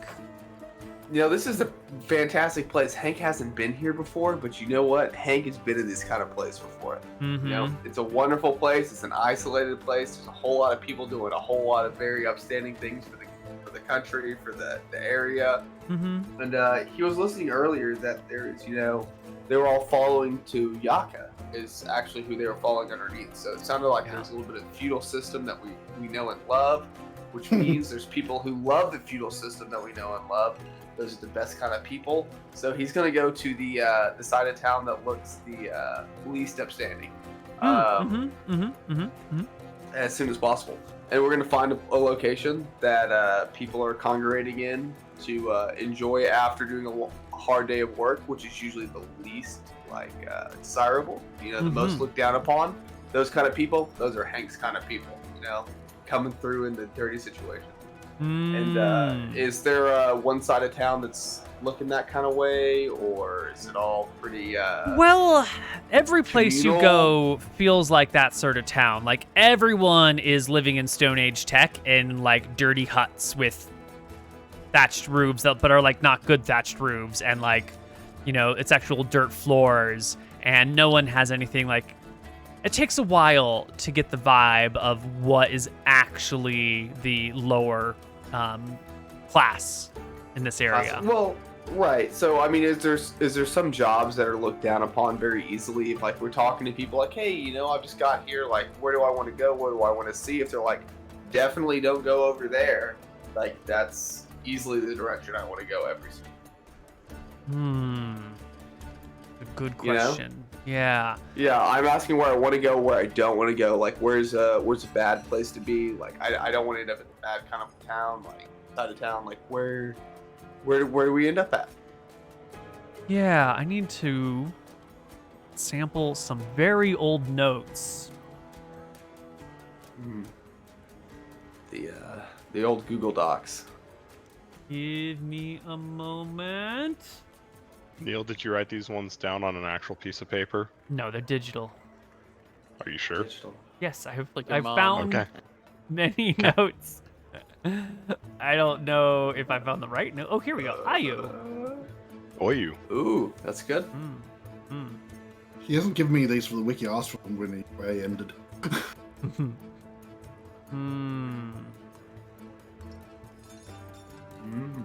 It's good. That's exactly what Hank is looking for. As people look around and like they look at each other, they kind of talk about what's going on. Like, you know what? Like, you don't want to go over there. Those are the dirty fishermen. No, probably not. Those people provide good food. The dirty. They probably are dirty though. Or they are probably kind of dirty. But you smell out. So you'll find, as you're talking about this, you're going to find that there's definitely like a super strict class system going on here, where if you're born into a fishing family, you're a fisherman forever. You know, there's a group of people who go to the mainland and gather resources and bring them back. And those are the woodsmen, and they're always the woodsmen, and they're going to do that forever, right? Then you've got the builders, who are always builders. You've got the tailors, who are always tailors, right? It's a very strict, you fit in this role in society. And the lowest of these is the miscellaneous laborers. It's the sort of people whose job it is to be a helpful hand wherever you want. And you're also getting the impression that there's like a certain amount of like pseudo-communism going on here, where like the laborers, this low caste, gets paid by the state, and their job is just to be available, to be yelled at to come like help someone with something. And so they sort of wander town during their time, and then when someone needs help with something, the laborer just comes and like holds this or lifts this or moves these things here. They do all the bitch work, and then no one actually pays them anything because you can just grab whichever one you want whenever you want, and they just all get a flat rate from the state. So this laboring class is the lowest of the low in this society. Okay, so sounds good. So, yeah. And they live before on the north side of the island with no view of the mainland. It is considered the worst part because all there is to see is the open ocean. Yeah, absolutely the worst part, 100%. Worst part, that ocean view is just, trash. Total trash. Everyone else wants to be able to see the mountains and the big island. All right, so I would like to sell also one of our tourmalines to somebody along the way. And, I'm going to tell them that these are some of the greatest tourmalines that's ever been sold in Solemn. That these are out of a fantastic mountain. That these are wonderful, beautiful gems. You'll never find anything like this in your life. The best. Truly the best. And dwarves love these. They love them for their rings. They love these for their shoes. They love them for just showing off and, just being general dwarves. I mean, who likes a dwarf? Well, give me... Unless it's a dwarf, and then we're not going to do that last part. Give me... there's no dwarves here, actually. Give me a storytelling check. Do you have that proficiency? I do. It's an 18. You give them the story about this great gem, and you hand them this tourmaline, and they look at it, and they look at you, and they go... Taste in Solemn must be bad. This is ugly rock. Well, that is what it is, I trade if you don't like it, that's fine. I trade you 5 gold.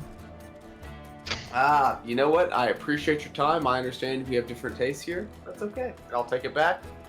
And I will try to, I'll just leave. Fuck it. Yeah. Figure it out later. We'll come back to you in a little bit. We're going to go on to Daniel. Daniel, what are you going to spend the evening doing here in Ayu? What I'm going to do is make a map of the island. But you see, I know they're probably going to inspect my book, so I'm not using normal notation. I'm using surveyor's notation, so it won't appear as a map if you were to look at the page. And I think of it as encoding things in a computer. Okay. So they could look at it and it'll be gibberish. I mean, it's in Drekis or gibberish. Right. Right. So they're not going to know that I've drawn a tactical map of their thing. I can decode it later on. Mm-hmm. So it's not a picture, it's just like a series of lines and numbers and... Yeah, exactly. Okay. Excellent. Why don't you make me a cartography check in order to do this in the evening with the city around and the hustle and the bustle and with a limited access to good viewing points and doing your best to like measure the angle of this road by your eyeball because you can't pull out your protractor and your plumb bell and everything. Yeah. But 24 is plumb great, ball. Not plumb bell. Plumb ball. Plumb bob. Got it. It's like Bob's something. Yeah. So you do great. You're going to make yourself a nice, good map of town. It's going to be fantastic. Yeah, by the way, how many entrances are there? Just one entrance? There seem to be 2 entrances. There's the one that was next to the dock that you came through, and then there's a big double gate at the south of town closest to the main landmass. Oh, I'm asking, I didn't come in this entry. Why is there a big double gate here?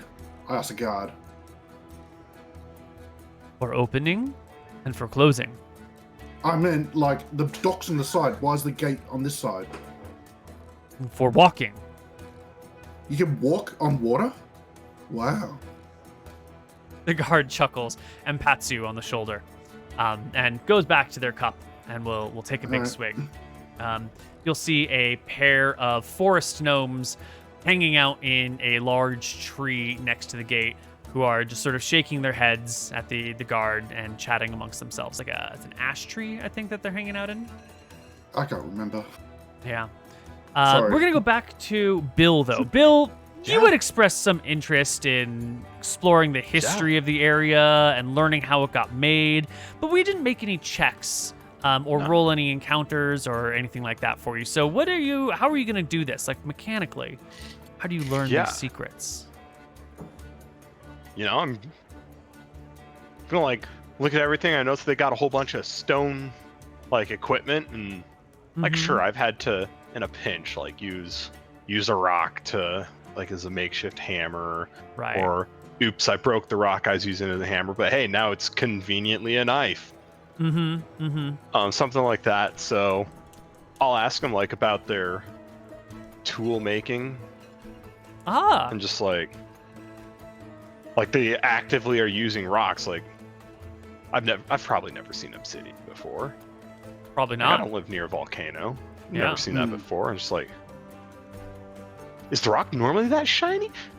How does it not break? Is it strong? Is it like, how does it work? How does the rock work? Like, do you have to like polish it all the time? Yeah, sure. Oh boy. Oh my god. Killed the charisma check. It's a 28. So yeah, the guy sees you or hears you talking about this, and he shakes his head and goes, "No, my friend. This is special rock. It come from the heart of Earth. It come with hot magma. This rock, very special." Wait. What's magma? Magma is hot rock on surface. No, magma is hot rock underground. Lava is hot rock on surface. Okay, so you just like throw a rock in a pot over a fire? Come, I show you. And he will take you just around the corner to his little hut. And you can see there's a big block there, and there's a stone that's been like carved, like not a lava stone, just a regular old piece of granite or something that's been carved in a way that you can hold it, and it's got like a perfectly angled edge. And he'll pick up this other sort of dingy rock, and he'll smack it, and a chunk will slide off, and what's remaining is like a pretty smooth, flat, shiny bit. And then he'll chunk it on the other side and tap, tap, tap, tap, tap, tap, tap. And after like 2 or 3 minutes of tapping, he's got this nice ridge running down it.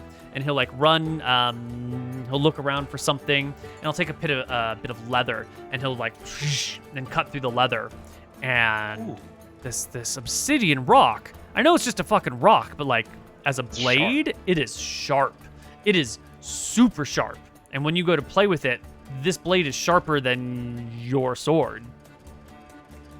It's a rock. It's more fragile, but it's sharp. No, yeah. Oh, yeah. It's gonna be super brittle. It's just like, wow, this is sharp. Damn. Yes. It is special rock. Very special rock. Yeah, it is indeed. But how well does it hold up with use? Pretty good. You keep cutting, and it works. But don't drop. Really? Why not? Is it? Oh, is it fragile? Yes. Sharp but fragile. Little fragile. Not super fragile, but little fragile. Oh, okay. Makes good arrowhead though. Yeah. Yeah, doesn't it? And then he'll show you over to this tool that he's making. Apparently he's making an axe of some kind. And it's got like a long wooden haft, and it's got, kind of a head up top, but then it's got all of these like sharp tooth looking pieces of obsidian dotting along the edge of this axe. Yeah. So it's not like a nice big one solid piece of axe head, but it's a toothed axe with obsidian points all along both sides. Shows it to you. It's still in progress. The other side is not done, but this side is very good. I give it to one of the rangers. They will take heads with this. Oh, that's a little gruesome, but you know what? It looks pretty intimidating. Yes. I wouldn't want someone running at me with that. No. And all I got is this knife. You pull out your knife, and they look at it with such wonder and awe, and there's like drool running down their lips. You have beautiful dwarven knife.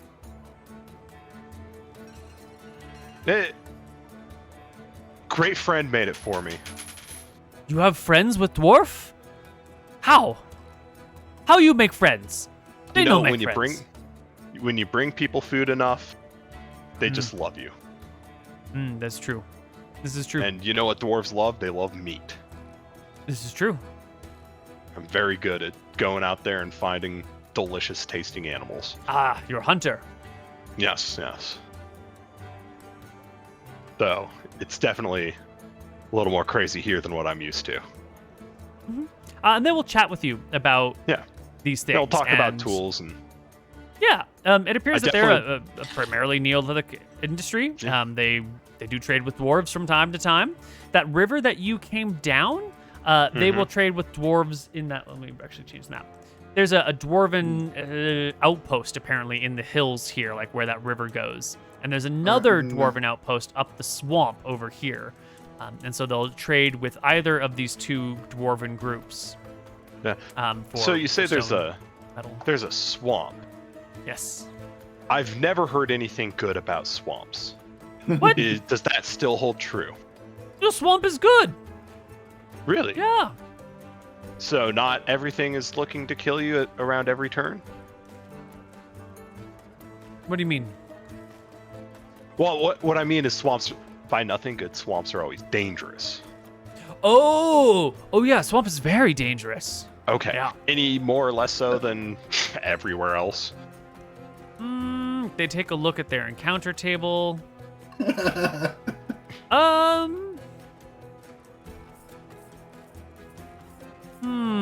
is it just different?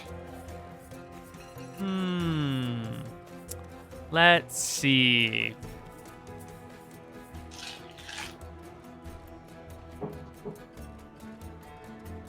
Swamp have no gorillas. Swamp have no orcs. Swamp have no blink tigers. Swamp has no big dinosaurs, no bamboo walker, no graboid, no fire monkey. So swamp not too bad. But swamp do have lizard folk and crocodile and Lizard? You mean like giant lizard people? Yeah, I mean lizard people, but lizard man, lizard people, lizard folk, human size, long tail, spears. Their clerics turn into alligators and crocodiles. Lots of spells, can summon crocodiles. Are they nice? No. Okay. No. They are very bad-tempered. Also, dumb. They just can't take a good joke, can they? No. They also very dumb. Not very smart. Yep. I see. Huh. Yep. No Ravagers in Swamp. That's nice. No, those things are nasty. You got face swords for arms, spiders. basically. No gorillas, no giant gorillas, no displacer beast, no Allosaurus, no Tyrannosaurus. Yeah. It's a lot of sauruses. Oh, yeah. You know, are the rocks of the big building in the middle of town, are they the same as these rocks? No. No? Okay. This one, and you pull up a piece of pumice. This Hollow is rock. light. Light rock. Yep, they float on water. It's very good. You're shitting me. No, rocks don't float. They'll take you over to a bucket filled with water, and it'll drop the rock, and it'll float. Duck rock. I have a question. Excellent. Yes. If someone with an obsidian blade hits someone in plate mail, and like let's say they hit the armor, is it just gonna break? Probably. This is a fantastic question. Good to know. I'll tell Imric. Yeah, this is the sort of thing that you would actually need to test to know about. And I'm sure someone out there who is, more involved in the weapon making side of things might already know an answer to this. I think Dark Sun has rules for it. If you want to look, I don't know them though. Yeah. They're definitely gonna have problems. They're definitely not gonna be effective. We do, if you have a steel weapon, you have a +1 against enemies in metal armor, like a brass or bronze armor. So we would be doing at least the inverse. At the bare minimum, you'd be having a penalty of 1 to hit with stone weapons against bronze or brass armors. Might Maybe even be rolling worse. for crushing blows. Yeah, and then there might be additional rolls for things breaking and falling apart. Yeah. But it's definitely like you're gonna be better off in metal armor against these. There's a reason that we use. Yes. Like, yeah, what we use. Obsidian might be nice for like really careful tools. Obsidian's also a huge pain in the ass to work with. It's a huge pain in the ass to work with.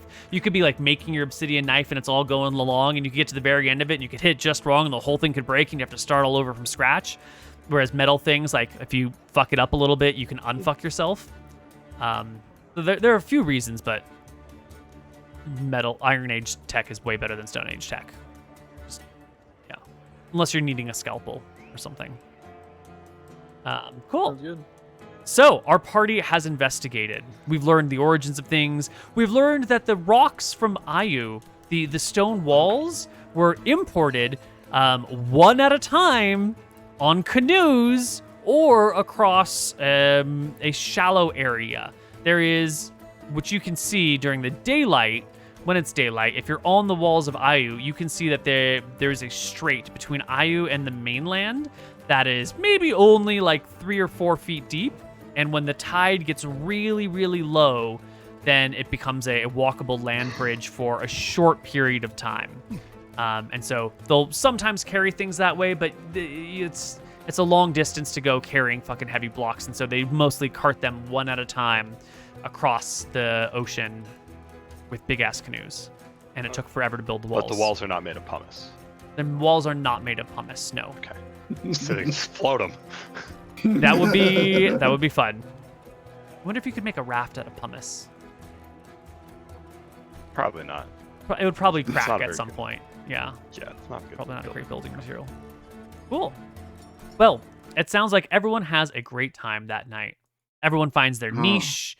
One of you's making maps and exploring the city. Some of you are getting really in with people. One of you's buying clothes and visiting folks and keeping an eye on soldiers and guard counts. And by the end of the night, let's take a look at our mission objectives here. Rod Chapter 3, Mission Objective. It's probably pinned somewhere.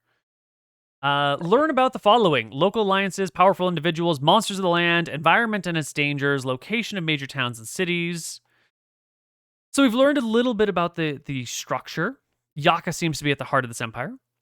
Powerful individuals. We don't know any of the powerful individuals in Ayu yet. Like, there is a council of 6 folks, seemingly, but we don't really know anything about them. Monsters of the land. You got a whole bunch of names of creatures, and it seems like you're going to figure out monsters just by traveling and talking to people. Ayu's environment, you've got a good map of it, and you've got a good idea of the guards. So I would say you know Ayu's environment and dangers. You know its location. Have you identified any locals who could aid the invasion, either undermining the establishment, switching sides, or those that can just provide aid? I think we the were working orcs- on it. we were thinking that the orcs lower could. part of town. Okay. No. All right. Well, the night will end. Direction.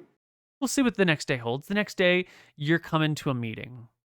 And this meeting isn't just with that Council of 6. This meeting is with the Matriarch of Ayu. It's a half-elf named Opal. Matriarch, Queen, Empress is probably too much. She likes to go by Matriarch, it seems, of Ayu. And she's a half-elf. She's tall with long blonde hair held back with like pointy, like knife-looking things, but they're more like cylindrical. Like you ever seen like a planting tool that helps you poke a hole in the ground to put your seeds, and then it has like rings around it to show you the depth that you're planting to? 2 of those in her hair. She has an elven silk gown, silver bracelets and earrings, and she will be sitting on a wicker throne that has been brought into this room, the same room that you were meeting, and then the Council of 6 sits behind her at that big table, and the rest of you are brought in to this room, and the guards are here. In fact, the same rangers that brought you here are here, but there's also 2 clerics, 2 sorcerers, and 4 other men-at-arms here, just to make sure everybody's on the up and up. You know, How hot is the of course. matriarch? Oh, you know, That was probably rolled back in the day. There's your answer. Let's see. She's she's got at least 14 hotness natively, but then you add like queen and power and like the right clothes and vibes, and that's 16. That 14 probably becomes a 16. Nice. You know, when you're putting it together properly. A party. Here you are. They're gonna sit you down. Room. And they're gonna talk to you. Here we go. Anyone want tea? I guess you do have a moment to talk sometime so that the whole party can get together before this moment occurs. You know you're going to be meeting the council and the queen. Is there anything that you need to discuss with yourself before?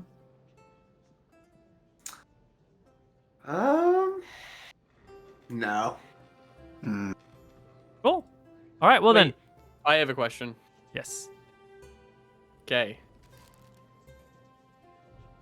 You know what? Change my mind. I'm not gonna do it. Wow. Send it. Love it.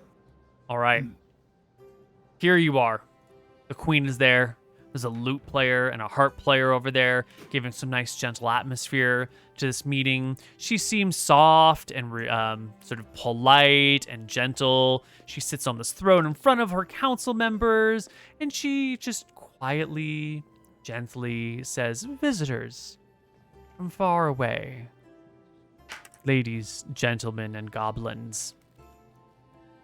I hear you know so much of far-off lands like Solemn and ancient Arcadia. We hear in Ayu long stories of these places. Could you tell us a little bit about these places? As much as you know, actually." Well, that's a great question. I love your question. That's a fantastic question. So which part do you really want to know about the most? I mean, are you interested in the people, the landscape, the culture? It just depends on what you want to know. What would you like to hear first? We would like to know of the people and the land. Is the people. land greater, larger than here in Arcadia? Is it smaller? It's larger in landmass. I see. And there's more developed land, and there's not jungles covering it. Like there's plains and fields and farmable land like you would have over the Halfling territory, but that covers much of the Arcadia land. So there is a great and abundant food that one does not need to fight monsters and battle the elements to acquire?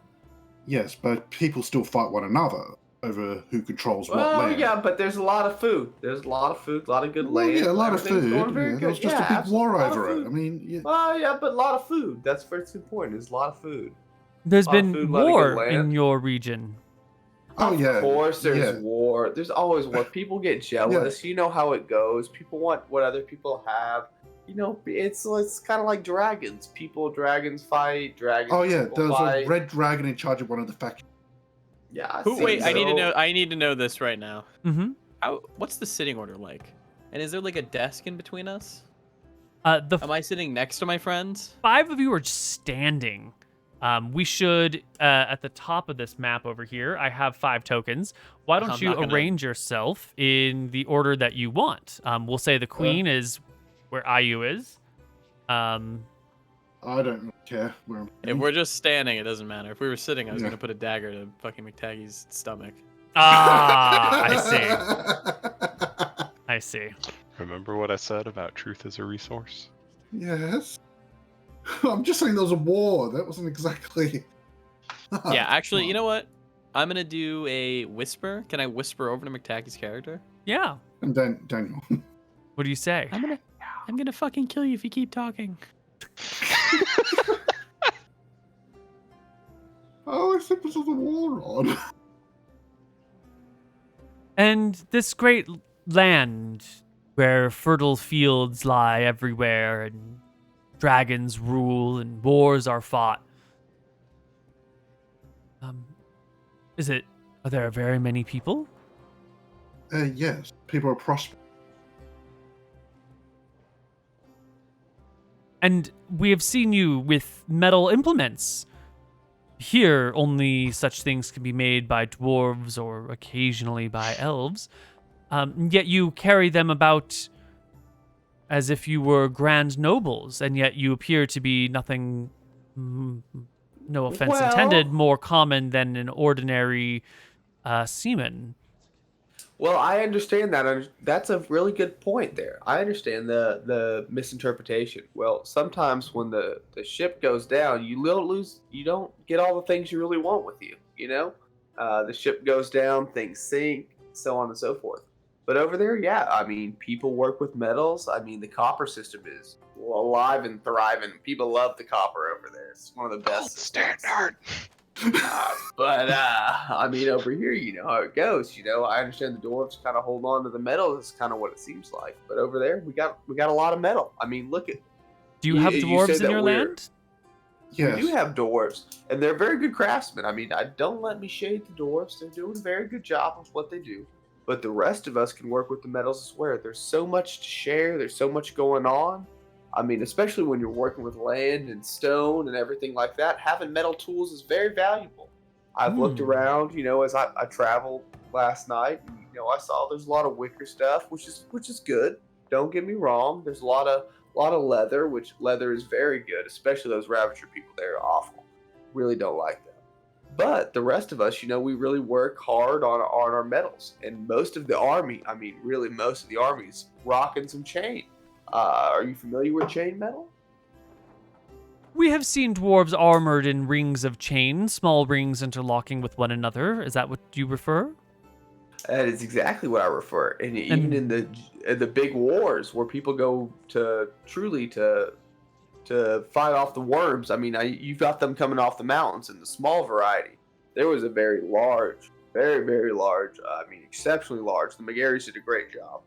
Great job. Couldn't do any better dealing with that. Who are these McGarrys? Speak of these wondrous names.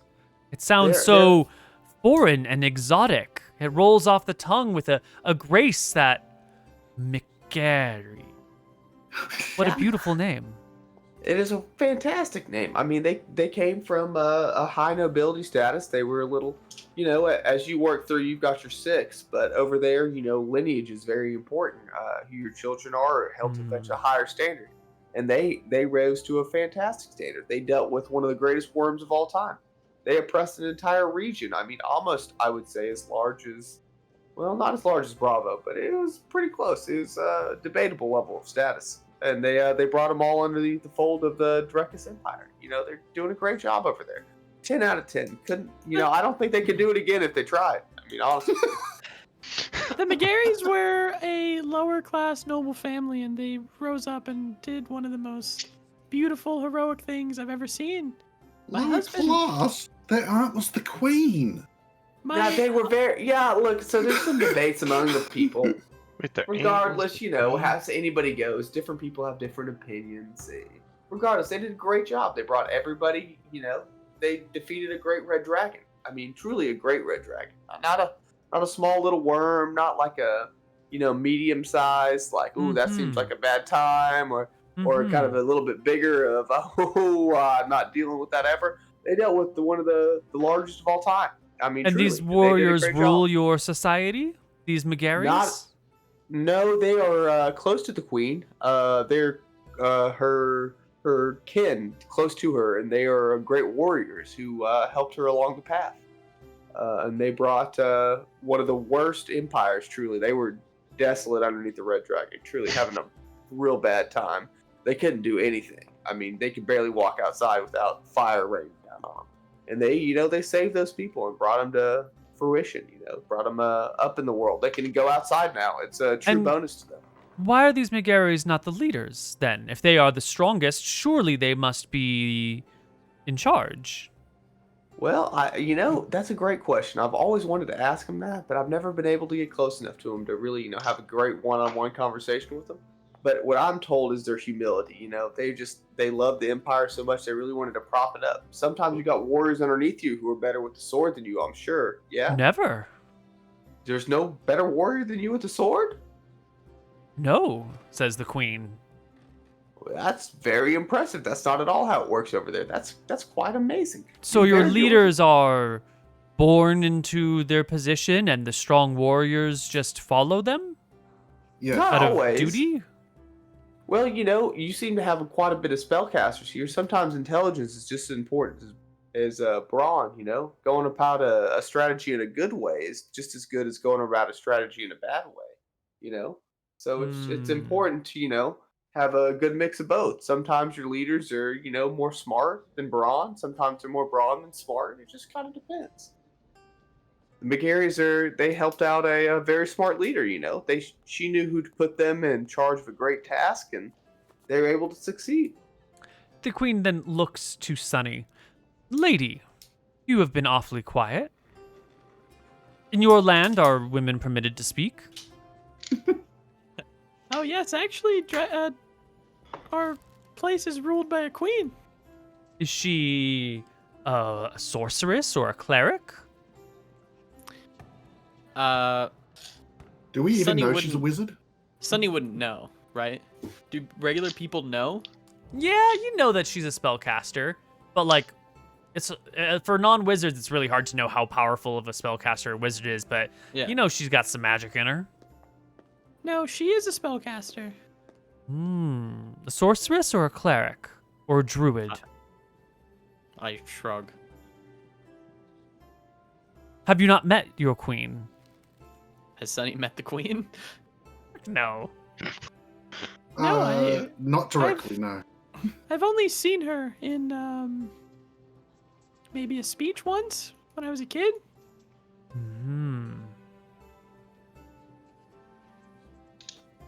My dad used to be one of her guards, actually. It was the queen before her, though. See.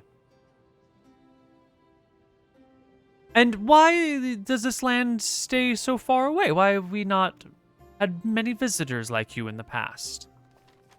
Because there's a whole ocean in between us and you. Surely a And, society as great and mighty as the one you speak of must have a way of crossing the sea. Did you not cross the sea?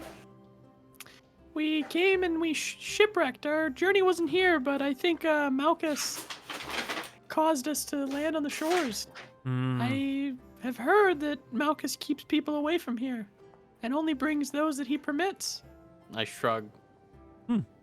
Making up a story. Yeah. You want a proficiency check? No. I want to No. give it to you. Okay. That's a 26. good story. It's a good Yeah. story. Yeah, thank you. She'll nod, and she'll then look at Woodsy Bill and says, You there, with the scars on your hands and face. What do you know of this seemingly wondrous land? Well, it is a pretty healthy land. I spend my days mostly going out and about hunting whatever Nadinus has provided to us to eat. Can spend days, sometimes weeks, out there hunting something specific if someone has a particular taste, or just gathering various herbs and small animals to feed a family. I don't. Quite frankly, the city life is a little.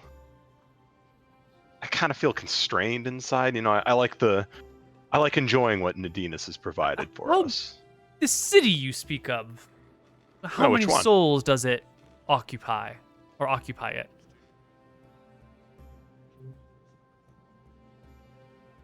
More than I can count. It's not More saying much. I don't more think than any of us 1,000? have actual numbers. I shrug. I don't know. I don't.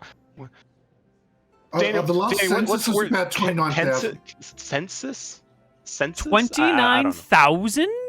Yeah, well, the capital, but we have many cities across.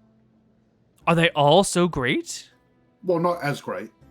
That's great. How many people number in your empire? I them a think lot. that he only knows that specific city. That's all that he. Wait, I work for the Surveyor General. Of course I know that. I mean, back in my village, we probably had like 100 or 200. Yeah. Like, Quite a Pretty bit more remote. than this island. Sonny Quite will a bit speak more than over we've seen him. to this day. In my village, I'd we say only had about like 200. 386,000. Hundreds of thousands? Yeah. Although that's pre-war numbers. We probably have to do a new census post. We lost a lot of cities. Yeah, but gained some too. We gained some, but those were also gotten, as I... That's probably fine. And what of this Yeah. land solemn? One of you is from there, no? Oh, yeah, Sonny's from Solemn, right? I hold my hand up and smile. Yeah. Tell me about Oh, it. that... I will just make up stories about Solemn and how I am Just a like- minor. Whole pure bullshit? Does your character know anything about Solemn? Oh, there's probably. I don't know. Do I Well, know we know anything it's a about Solemn? supercontinent, but that's about it, it's right? sort of up to you to know how much you would know, but if you're just a common villager, you would know, you know, I'm it's a big land common mass. villager, but my dad worked for the old queen. Did he ever throw anything down? Because he was the best swordsman. Think about it this way. What rumors do you know about other continents right now in the world? Here's you a may have D100. never been there, I'll tell you. but it's my like, note. you know, Asia's big and has lots of people. You can make stuff up like that. Yeah. Like just rumors. And Yeah. just Well, I'm gonna pass it make. as I complete mean, truth. I'll pack in the bullshit with the truth. I probably know that Solemn is a massive continent, and I'm going to include that I am a princess of a small town, and then I'm kind of just going to describe my town, and you know, kind of go on the fairy tale-ness of that. If You're there's a anything in the princess. storytelling I can help with in his bullshit story, if I see there's a way I can like further like embellish his storytelling, I would like to do so. You know, You're- just I am the great warrior princess Sunny. Yeah. Why did no one say this? You would have been given appropriate lodgings and honors for your rank. And she like starts snapping her fingers at someone who will bring over a chair, a small chair, but a chair, and place it not in line with the party, but like perpendicular. So there's like the party and the queen who's opposite of her, and then you're like on the side facing in. So it's like a, you know, a three-sided. Is the 17 object. hotness lady in the room right now? Well, that's the queen. Oh no, No, that was no. the guard. Yeah, she's here. She's standing behind point. you. To them. Actually, I did tell them. I guess the message didn't make it over. Umpala will step forward, drop to a knee, take out her short spear, toss it on the ground, and lay her head, you know, forward and say, "Your Highness, I am so sorry. I must not have heard. My ears have failed you. I resign." The queen will shake her head and say, "No, Umpala, it is fine. Much has happened. The woman seems to take no offense. Retrieve No, your none spear taken. and serve me further." Paul will grab the spear and stand back up and fall back in line very quickly. "Well, Princess, I apologize. I would have been referring to you directly. Would you like to dismiss your subordinates and we may speak in private?" I look over. I'm about to spill the beans. I dismiss. Yes, actually. Thank you. I give a Gee. look to Hank, who is the leader of the party, and say, Could my closest advisor stay? Of course. Okay. I'll whisper over, or I'll say, Bill, would you please look after Mata? Oh yeah. Yeah, Mata, come on, let's go. I follow Damn. right oh, Bill, before you go, I'm Sauce gonna of hand floating rocks. Bill my pack of Yeah. all my stuff. If you need anything from Mata, it is in the pack. I promise. Dan, I want to show you these floating rocks that they showed me last night. I've never seen rocks that float, and I'll just like take them outside. Really excited about the floating rocks. Excellent. All right. They said they called them pumice. I think they're duck rocks. Okay. And I head out as well.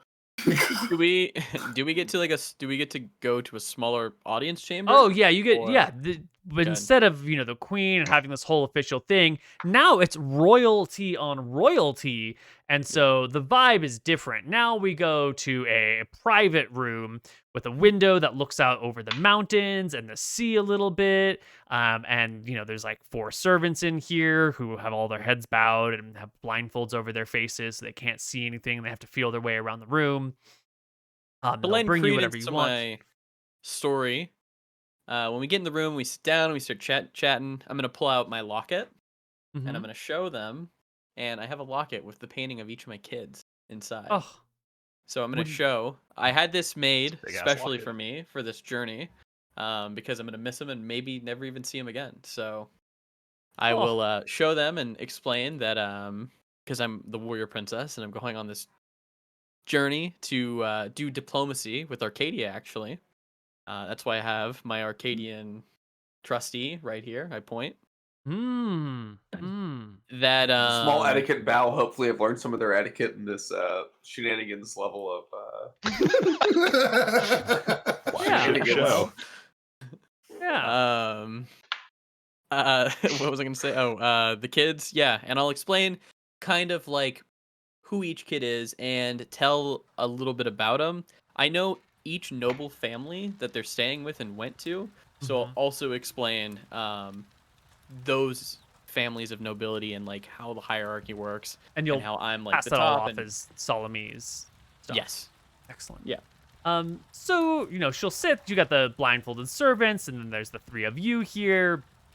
And the queen will like take off her headdress and sit a little bit more comfortably and say, well, tell me, princess. You say you're a warrior and a princess, something I can deeply respect. Is your mission to Solemn to conquer, to Arcadia to conquer it? To subjugate it to your own? No, we're on a peaceful diplomatic mission when Malchus destroyed our boat. But, you know how it kind of works. You go in with words, and sometimes you have to use big stick. I like to use pointy sword. I don't know if you know, but I'm one of the only master swordsmen in the world. She looks impressed, nods appropriately. We do not use these swords, although we have seen them in amongst the elves beyond the river. Swords are poorly made from stone. May I show you mine? Please. I'll pull out my father's sword. Okay, it's not magical or anything, but it is beautiful and was hand forged by a legendary dwarven smith, and it looks absolutely stunning. There is like embellishments in it, and the case, the leather sheath, has a little bit of gem work. Not any that are actually worth a ton of money, but enough to walk around with that it looks super important and cool. She nods, turns it over, she nods. Seems very impressed. She hands it back to you carefully, gingerly. Well, I appreciate princess, what is your plan? You are here on this island of Arcadia. How will you get home? I shrug. We're actually not sure. We landed near Bastion, and we've made our way here on the words of halflings. I killed She thinks. 5, 6 ravagers in the forest. So I think that I can handle myself pretty well here. I only worry for my subordinates. She shrugs a little bit, as if like their lives don't matter. Yeah. If I may recommend, the elves of the forest beyond the river are the only ones with ships. They may be able to take you to where you need to go, beyond the seas. Sparing that, the wizards, sorcerers, the magic men of Riki may know arcane arts that allow for travel beyond sight. However, I believe those rumors to be over-exaggerations. If they were able to travel beyond sight, they would do so. The elves most certainly can travel by ship. We see them come through here from time to time. And it is known that they communicate with those beyond occasionally. You've May been I- most helpful. May I offer you an escort guard to the Elven lands? Or wherever it is that you need to go? I see you have been...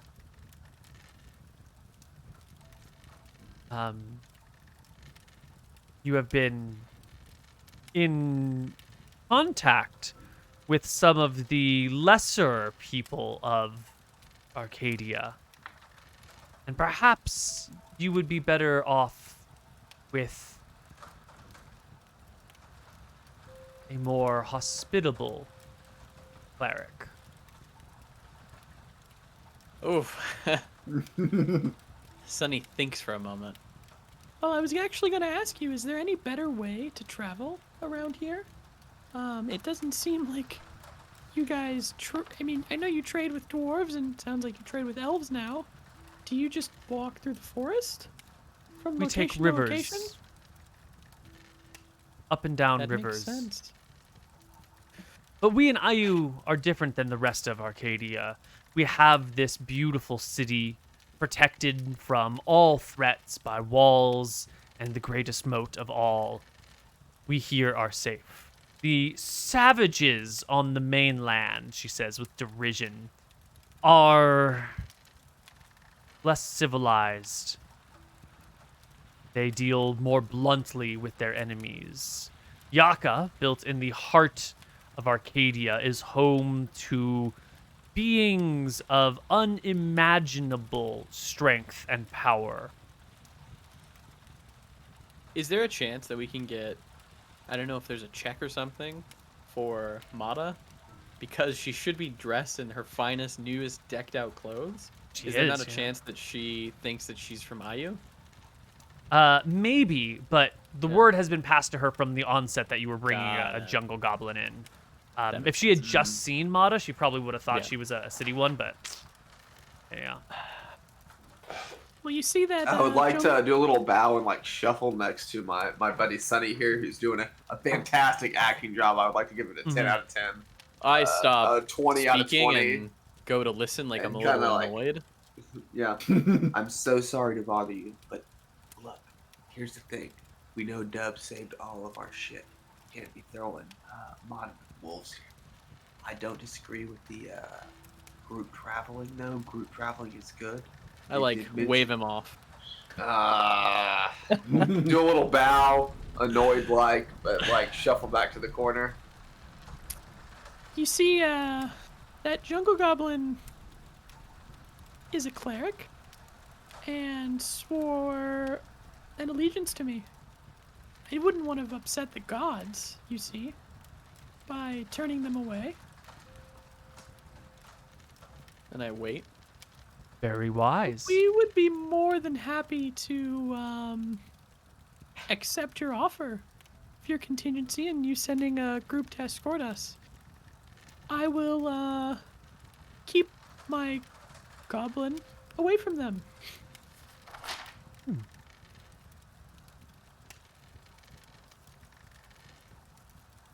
Considers.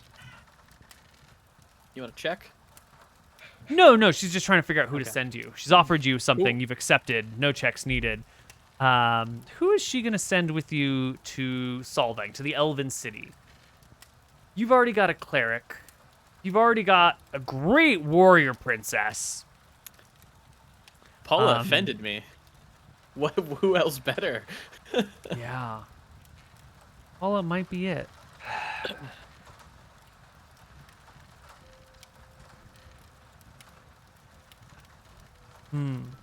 She will think on this, and she will present you with an appropriate entourage for the next day. And she's just going to ask a little bit more questions about Arcadia. Is there anything else that you would like to get from her or know from her or anything like that? Because I'm feeling nice. I'll probably drop the lore about Imric McGarry from Arcadia. and I'll kind of explain more in detail of what the brothers actually accomplished and what they did. See, yes, and she'll listen to this. The stories of great heroes are something that she's very interested in. And she'll listen to the stories of these great heroes and their great deeds and the slaying of the dragon. And she will nod and say yes, yes, oh yes. And then she'll tell you in exchange a story of the what she is calling the Rangers of Yaka. And she'll let you know that these fantastic warriors here carry, flaming weapons. They carry, just looking through these things, magical hammers blessed by dwarven gods. They carry longbows that, shoot through the night and shoot through the very spirits of people into their hearts. And there is a monk who, with just a touch of his hand, can stun a person for minutes on end. I'll ask here then. Are you only impressed with their strength? If someone else came here with a stronger army, stronger people, would you follow them as well?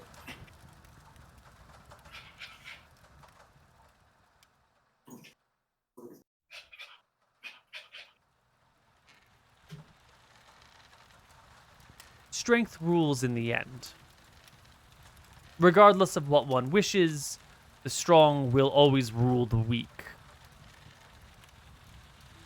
A wise If a queen to- foreign army or foreign hero arrived and tried to usurp me, I would see their heads laying beneath the seas. You know what we do here to traitors and liars, thieves, murderers, usurpers? We stake them in the sand at low tide, and we watch the tides roll over them bit by bit, letting them slowly drown one wave after another. If we're feeling especially cruel, we give them little reeds through which they can breathe to prolong their desperation. That is Back what I home would if- do with a usurper. Back home, if someone wanted my father's crown, they would have to fight him in single combat. The winner gets it. Very civilized approach. I'm happy with that. I'll let that jingle around her head. Yeah. Well, that's going to be that. We're going to go to a short break, and when we come back, we'll do a little bit more of Empires of Arcadia.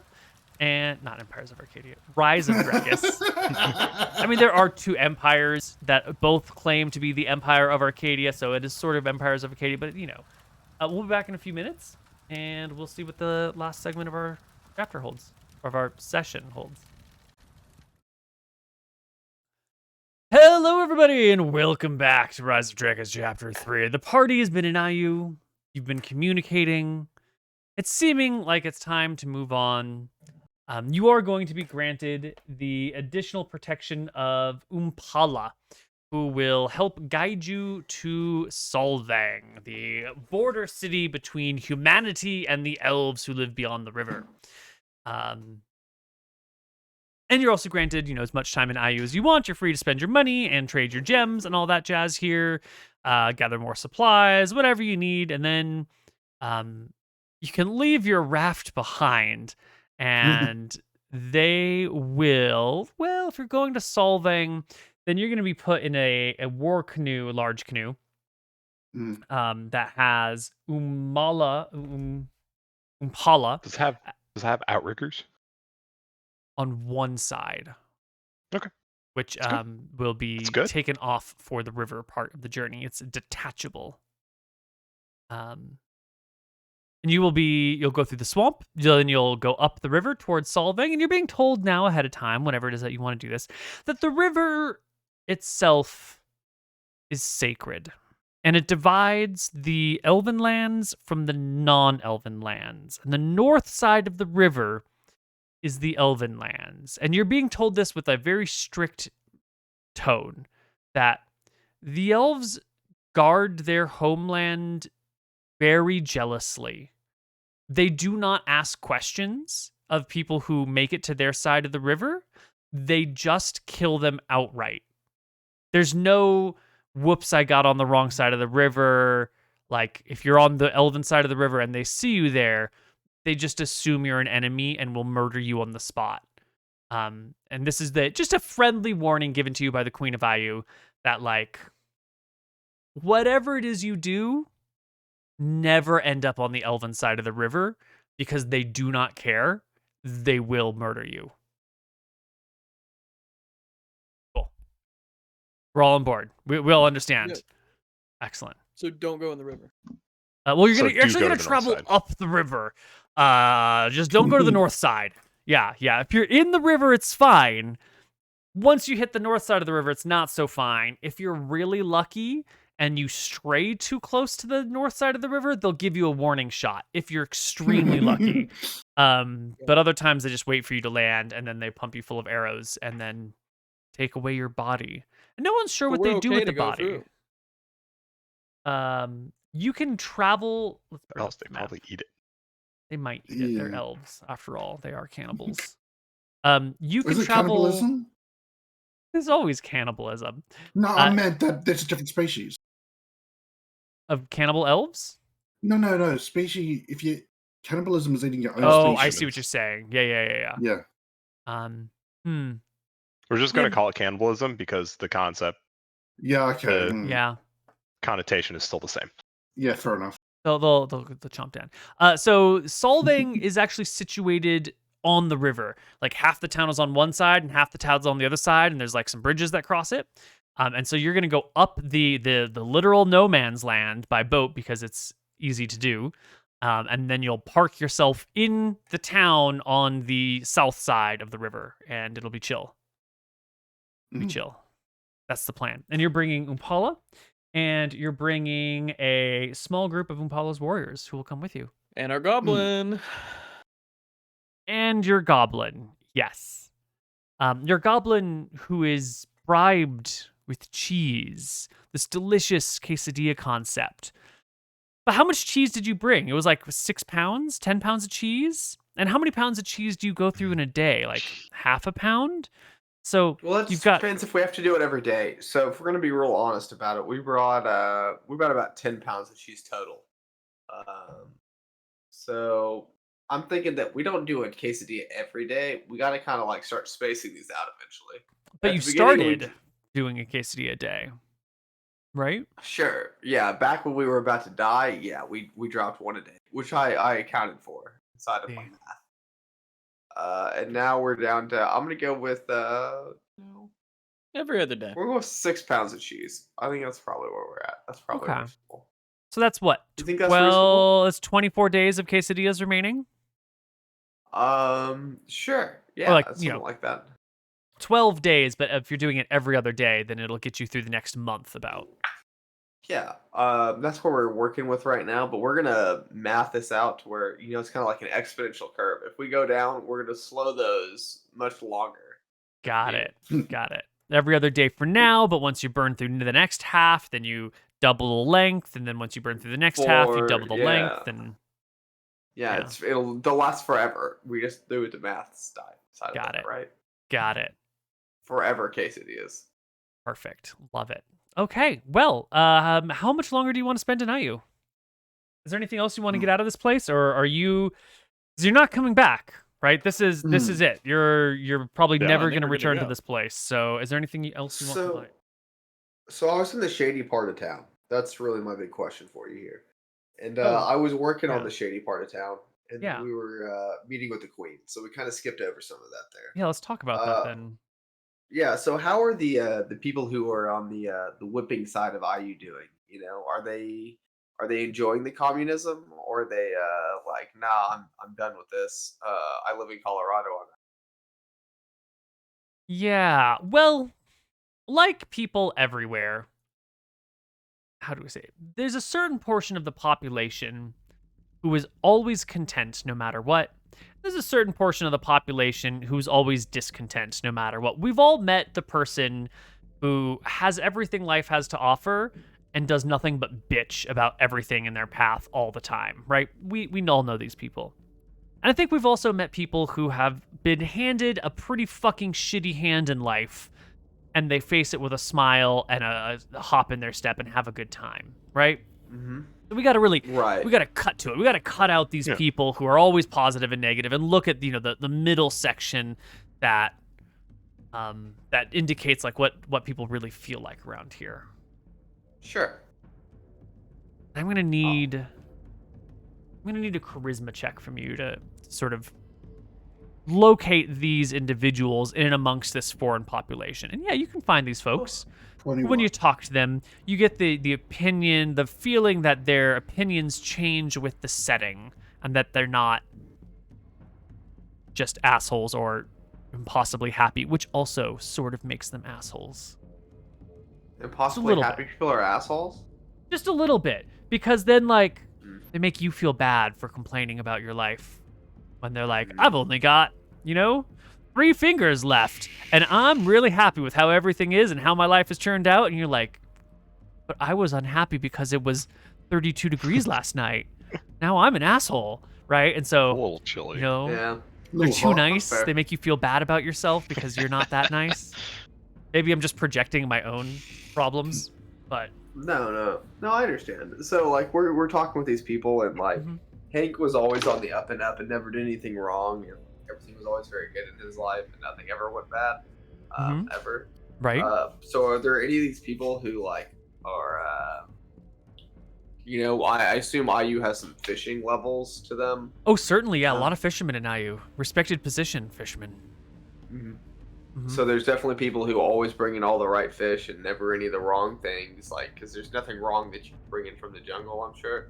They always bring in all the upstanding fish and everything like that. Do we run into any of these kind of people?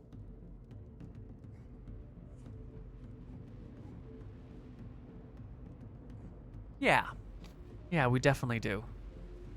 We definitely do. Yeah, you run into one such of these folks here while you're making friends with the laborers. Okay. What would you like to do with this person? Well, we just want to kind of talk and become mutual acquaintances, Just, say hi, here's who I am, here's who you are, like, obviously understand the line of work that you're in.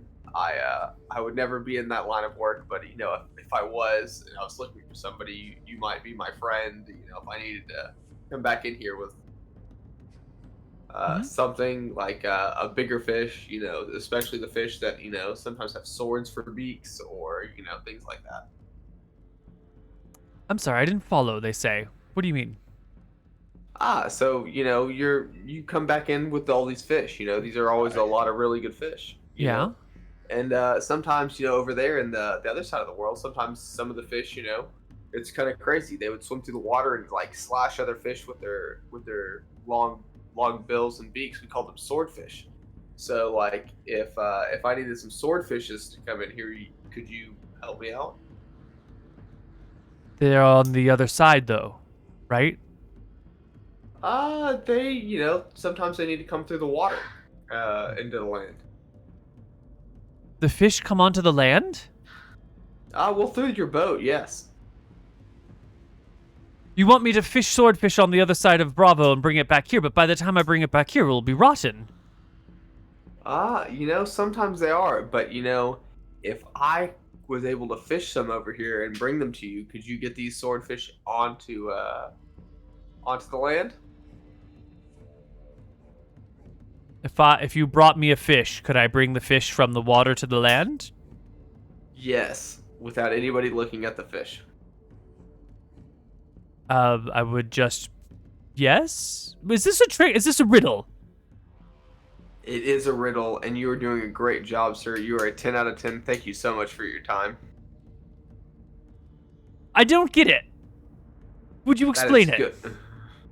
I could, but that would ruin the fun of the joke. Thank you, sir. And I'll walk away. They Obviously, walk this away is not the person confused. this is No. not the person I was Okay. looking for. Okay. Not the one I was looking for. Who are you looking for then? Maybe we should roll another die. Well, Looking for a smuggler. Yeah, you're looking for a smuggler, but you're so not cagey, but like you found a person who's too honest, and they don't understand the metaphors and the speaking between riddles.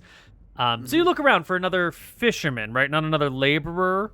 Laborer are the sort of disenfranchised people, but it seems like you're looking for the fisherman. Well, the disenfranchised people, I assume there's some people down there who were looking for more than what they had been given in life, especially in a society where, you're pretty hard pressed into where you're at. Well, so definitely. I was hoping we could find some more. Yeah, well, you can definitely find some of these laborers who are tired of walking the city and then just being yelled at to show up and do something and then going and doing it. Being cold called off the streets to go like help someone, lift a beam and just hold it for a few minutes. And then the person goes away and like forgets about them, and they spend half a day holding a fucking beam waiting for someone to return because that's their job. And the other person just turns it into a joke and laughs at them because, the state pays for their time and not them. Yeah, they're just fucking asshole. Yeah, you can totally find people who are tired of that life. Sounds like they need a beam. So I was looking for more of an organization of those people, somebody who's a little more ambitious and hanging out on that side of town. Unionizing.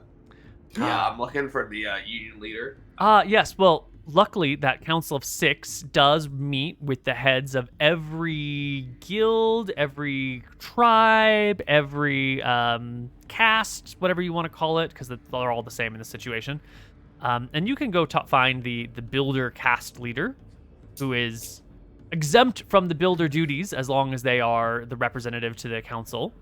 And they but that's not quite the one I'm looking for. I want the person that they actually listen to, So you got the guy you have to listen to at work, and I'm looking for the one that you actually listen to, Right. He's looking for the Tony Soprano. Yeah. The Tony Soprano union leader. Okay, well, to find this person, you're going to have to make friends, right? This person's not always super easy. It's going to take you maybe a week of getting to know people and understanding the particulars of these relationships, since it's such a different dynamic. If you can delay the party by a week, you can absolutely find this person. You got to sell it to the rest of the party, though.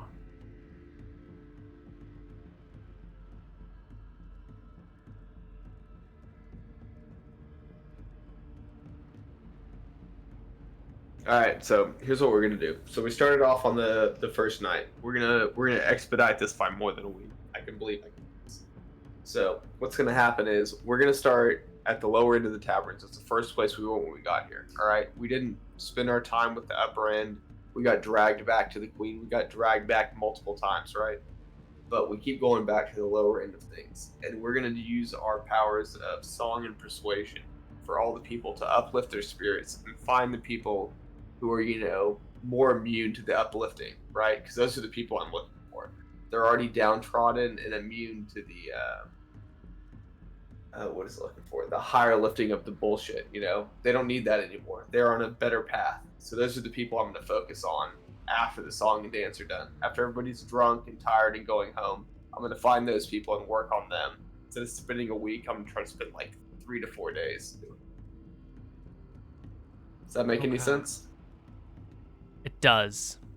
Give me a charisma check at -2, so a 23 on your charisma check. Okay, cool. I got 20, so I'm good to go. Natural 20's in. You say the right thing to the right person, and they're like, "Oh, Alexander? Yeah." Mm-hmm. Somehow, I don't know how you did it with this natural 20. Maybe you just made the right metaphor. Yeah. Worked the crowd. You found the right guy who's a little bit looser than the rest, and happened to like push me down the line a little bit faster than he probably should. Maybe it's a cousin or an uncle or an aunt or. Yeah. We can roll a d10 to figure out if it's a man or a woman. I understand. Sure. It was a dude. Yep. And Alexander is also a guy, and that's how it goes. He's an older builder. He's been around a long time. He's worked on every building in the area. He's not a builder. He's a laborer. He's done all the things. So Sands have touched every piece of wood you can find. Mm-hmm. Jesus. That's a lot of wood. So I'm gonna talk to Alexander about what he's working on, and what I want to know. Same thing as every day. Whatever some jackass tells me to do. Well, Alexander, that's pretty fucked up. Where we're from, that's not how this works. But I understand. Oh, it's the same everywhere, isn't it? You got the people who say what goes and the people who follow what goes. That's the way of the world. A little bit, but you don't have to be stuck in where you're at all the time. Where we're from, people can kind of move a little bit. There's a little bit of, if you're a little bit smarter, a little bit more, you can make it up a little bit. I ain't saying you make it to the top, all right? No one ever makes it to the top. You know this as well as me. But you can make it up off the bottom. And I feel like y'all are being pushed down here, always. If you can climb up, certainly you can fall down too, right? That can happen too, absolutely. But it's part of the ladder. You go up a couple rungs. Sometimes you got to come down a couple rungs. But what's important is it's better than the boot that's standing on you. Yeah. Options are better than nothing. So I just here I'm looking around and I see just kind of a big boot. So I just was kind of wondering. I'm looking around. I see, there's people walking around all the time, but how many people are really walking around helping those people out versus how many people are throwing the boots, if you will? You're telling me, right? Well, down here at the bottom, it's all boots all the way up. Yeah. But so I'm looking around and how would we put this? There's a lot of people who are being stepped on. Yep. Is there more people being stepped on than there are boots, or there's more boots than people being stepped on? Well, as they say, shit rolls downhill, And that it does. The person above me, quickly, he's getting shit on all day long, and then he turns around and he shits on me. So I don't know how to quantify it, but I mean, everyone's getting shit on except for the person at the top. And everybody gets to shit on somebody except for the people at the bottom. And there's more people at the bottom than there are on top. So I guess there's more people receiving the poop than given the poop. Does this make sense? It does. It does. So it's just everyone's just shitting. Yeah. Well, that always happens. So I don't have a pot to shit in. That's unfortunate. I understand you, sir. So real quick here. So next time I come back, I was talking to a guy on the piers earlier. Over where I'm from, there's some swordfishes, and they swim through the waters and they stab other fish, but they're hard to get into the port. Sometimes they just don't. They're just too aggressive. The guards don't really like them. If they needed to come on in here, do you think that could happen with those people? People who how do you say a little bit of poop, who are a little more unavoidable, people who don't want to deal with them, and just let them come on in. Well, the thing about being covered in shit all the time is that no one wants to get close to you. No one wants to smell you. No one wants to touch you. That's true. No one wants to look at you more than they have to.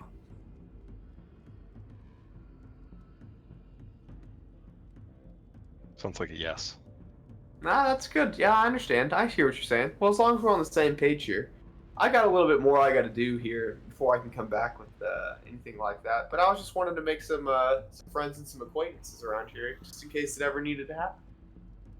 If I need to get in touch with you again, is there anything I could say or do to let you know who it was?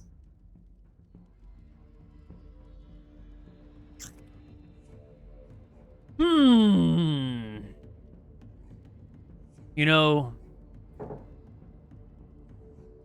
the jungles, Yeah. there's a beetle. Dung beetle. It gathers up the shit of other creatures and rolls it home. If I got a message, I had a dung beetle in a box, I think I'd know which friend of mine sent it to me, but I'd need to know a little more about what you want. This promised land of upward social mobility sounds too good to be true. Well, sometimes some promises are too good to be true, and sometimes they're not. But, here's the thing. sometimes 4 people, or 5 if you count other friends that We show don't up out count of the blue goblins. on we don't have to count them if you don't want to. It's okay. They're the only people lower than me in this society, so we're definitely not counting them as people. That's fair. I understand. Well, sometimes a shipwreck to shipwreck. Sometimes a shipwreck is boom, you're there. Just kind of different things happen. I'd be looking for a dung beetle. And And doing you all these favors. What do I get? Well, I would imagine that if someone tries to step on you without a foot, it makes a boot a lot less useful. I see. He nods a few times more. Seems satisfied with the answers. Okay. Well, I look forward to seeing you again in the future. Well, we may not see, but I'll make sure the beetle finds your way. Gotcha. And I'll step on out and drunkenly walk through the streets wherever I need to go. All right. To the party. It's time to set off. Yeah. It's time to set off on the journey. Mm. We're headed to Solvang next, one of the other towns here. Now, it took you a little while to get to Ayu. You'd done all the things you wanted to do to Ayu, apparently. Let's just do one. That's not the right button. One last recap. Local alliances. You figured out how Ayu works, right? Someone explain to me the Ayu alliance power structure. Let's start in reverse order with Daniel. How is the power structure in Ayu? Well, beyond the caste system, where the weak are subjugated by the stronger caste, you have the leadership, which is inherently the strongest person, queen or king of the area. So they respect power. So if you show them an overwhelming force of power, they'll join with you, because that's what Yucca presumably did. Like, they're 4 great leaders, or whatever they're called, the Rangers of Yucca. Their great strength is what led Ayu to joining this empire of theirs, so-called empire, 4 cities. But okay. And let's do powerful individuals with Hank. Hank, who are the powerful individuals of Ayu? So you got 6 people on a council who are underneath the queen, so that gives you a 1 to 6 power structure. Underneath that, you seem to have rangers who are underneath them, who seem to work off of the... Let me rephrase. I think I phrased powerful individuals poorly, because the power is... Who are the greatest, most dangerous people in the area? Oh, most dangerous that sort of people power, there? like combat power, like a lethality power. Rangers for sure. It sounded like the guards were all goblins because of the information they gave. That's probably not right, but that's what it kind of felt like based on the information they gave. Who knows? Okay. Who knows? But it seemed like the Rangers were number 1. Queen wasn't bad. Obviously, she made it to where she was based on some level of combat prowess. So you think that she's not lying to you, that she's got some ability to hurt someone? Well, there's no reason to underestimate her in a report. I mean, you overestimate her, you dumpster her, so be it. But if you underestimate her and you get destroyed, it's a sad life. So, we didn't get to see the 6 underneath her, but assuming that she's not lying and the Rangers aren't lying, those 6 are probably not bad either. On top of that, it seemed like you had more wizards and clerics than would be normally proportional. Yeah, it's a lot of spellcasters. If you're dealing with spellcasters, you kind of want to just almost nuke the area, but that's not my it's not my job. Not my job. Well, Sonny, what about those that can undermine the establishment before the invasion? Did you find anyone here that could screw over the people of Ayu before you invaded? I don't think Sonny found anyone that could screw over before they invade. I'm sorry, I keep saying invade. I mean reunify. That's what I mean. Apologies. Yeah, I don't think Sonny noticed any of that. I think Sonny just noticed that if we show a big show of force here, maybe we land at IU actually, that IU will fall in line. It will just be easy in Sunny's. So I didn't see anyone yet. the next question would be those who can switch sides and fight for Drekis during the invasion. That might be all of IU? Yeah, I think you just got to convince the queen, and IU will show up. Okay.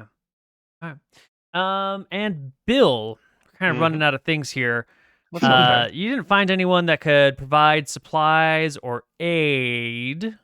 Not directly. We figured out like how they make their supplies for the local area, and we found out about and this kind of covers what we covered in the last break, but we found out like how IU operates, and honestly, like from a material standpoint, they do impressive things with what they have. But on a technological comparative scale, what they have is not impressive. Right. The dwarves that you've been talking to, how do we feel about them? Yeah. They are the only, or apparently the only ones that work with metal in this area, but we only have 2 data points on that, and that's the halflings and IU. So who knows? But the elves, highly isolated, very rumored to be very unfriendly. Not trying to test that rumor. Yeah. So pretty classic for elves. Elves back in Drekis are pretty, or Eridon, Arcadia are pretty unfriendly. Yeah. So it may just be like that, where it's like, we've conquered the whole island. We just don't mention the fact that we left the elves alone. Right. And no one will probably notice. And they probably won't care either. Okay. So my guess is it'd be like that. Okay. We haven't met the dwarves yet, so we don't know. Cool. Last question for the whole party. I'm going to ask you this question a few times over the course of the adventure. And hopefully your opinions will change. Maybe not. Who knows? What do you think is the most valuable thing here in Bravo? Nothing. It's not worth it. It's not worth it. The overwhelming amount of magic. Seems interesting that there's so many spellcasters and innate sorcerers. Generally, we see a lot of them on Arcadia. Absolutely none. Arcadia. I think it could be really cool for Drekis to use these sorcerers to their advantage. Is that a resource Magic that blood. might be able to be leveraged in the future? I think the magic blood could be. All right. Little Maybe. Drekisian breeding program. We'll just have to see if this is an IU thing or a whole Bravo thing. Yeah. Excellent. Because if it's a whole Bravo thing, then absolutely. But if it's an IU thing, it's like, Can still be used. could still be useful at a moderate thing, but it might just be like an outlier in IU. Yeah. If it is an outlier, like, let's be real here, you'll dilute it pretty quick. Okay. Well, that's going to wrap us up for today's Rise of Drekis, Chapter 3, Echoes of the Ancients. We're going to be back next week, God's willing, for another session. So thank you, everybody, for being here, and we'll catch you next time. Bye-bye. Bye. Bye. See ya.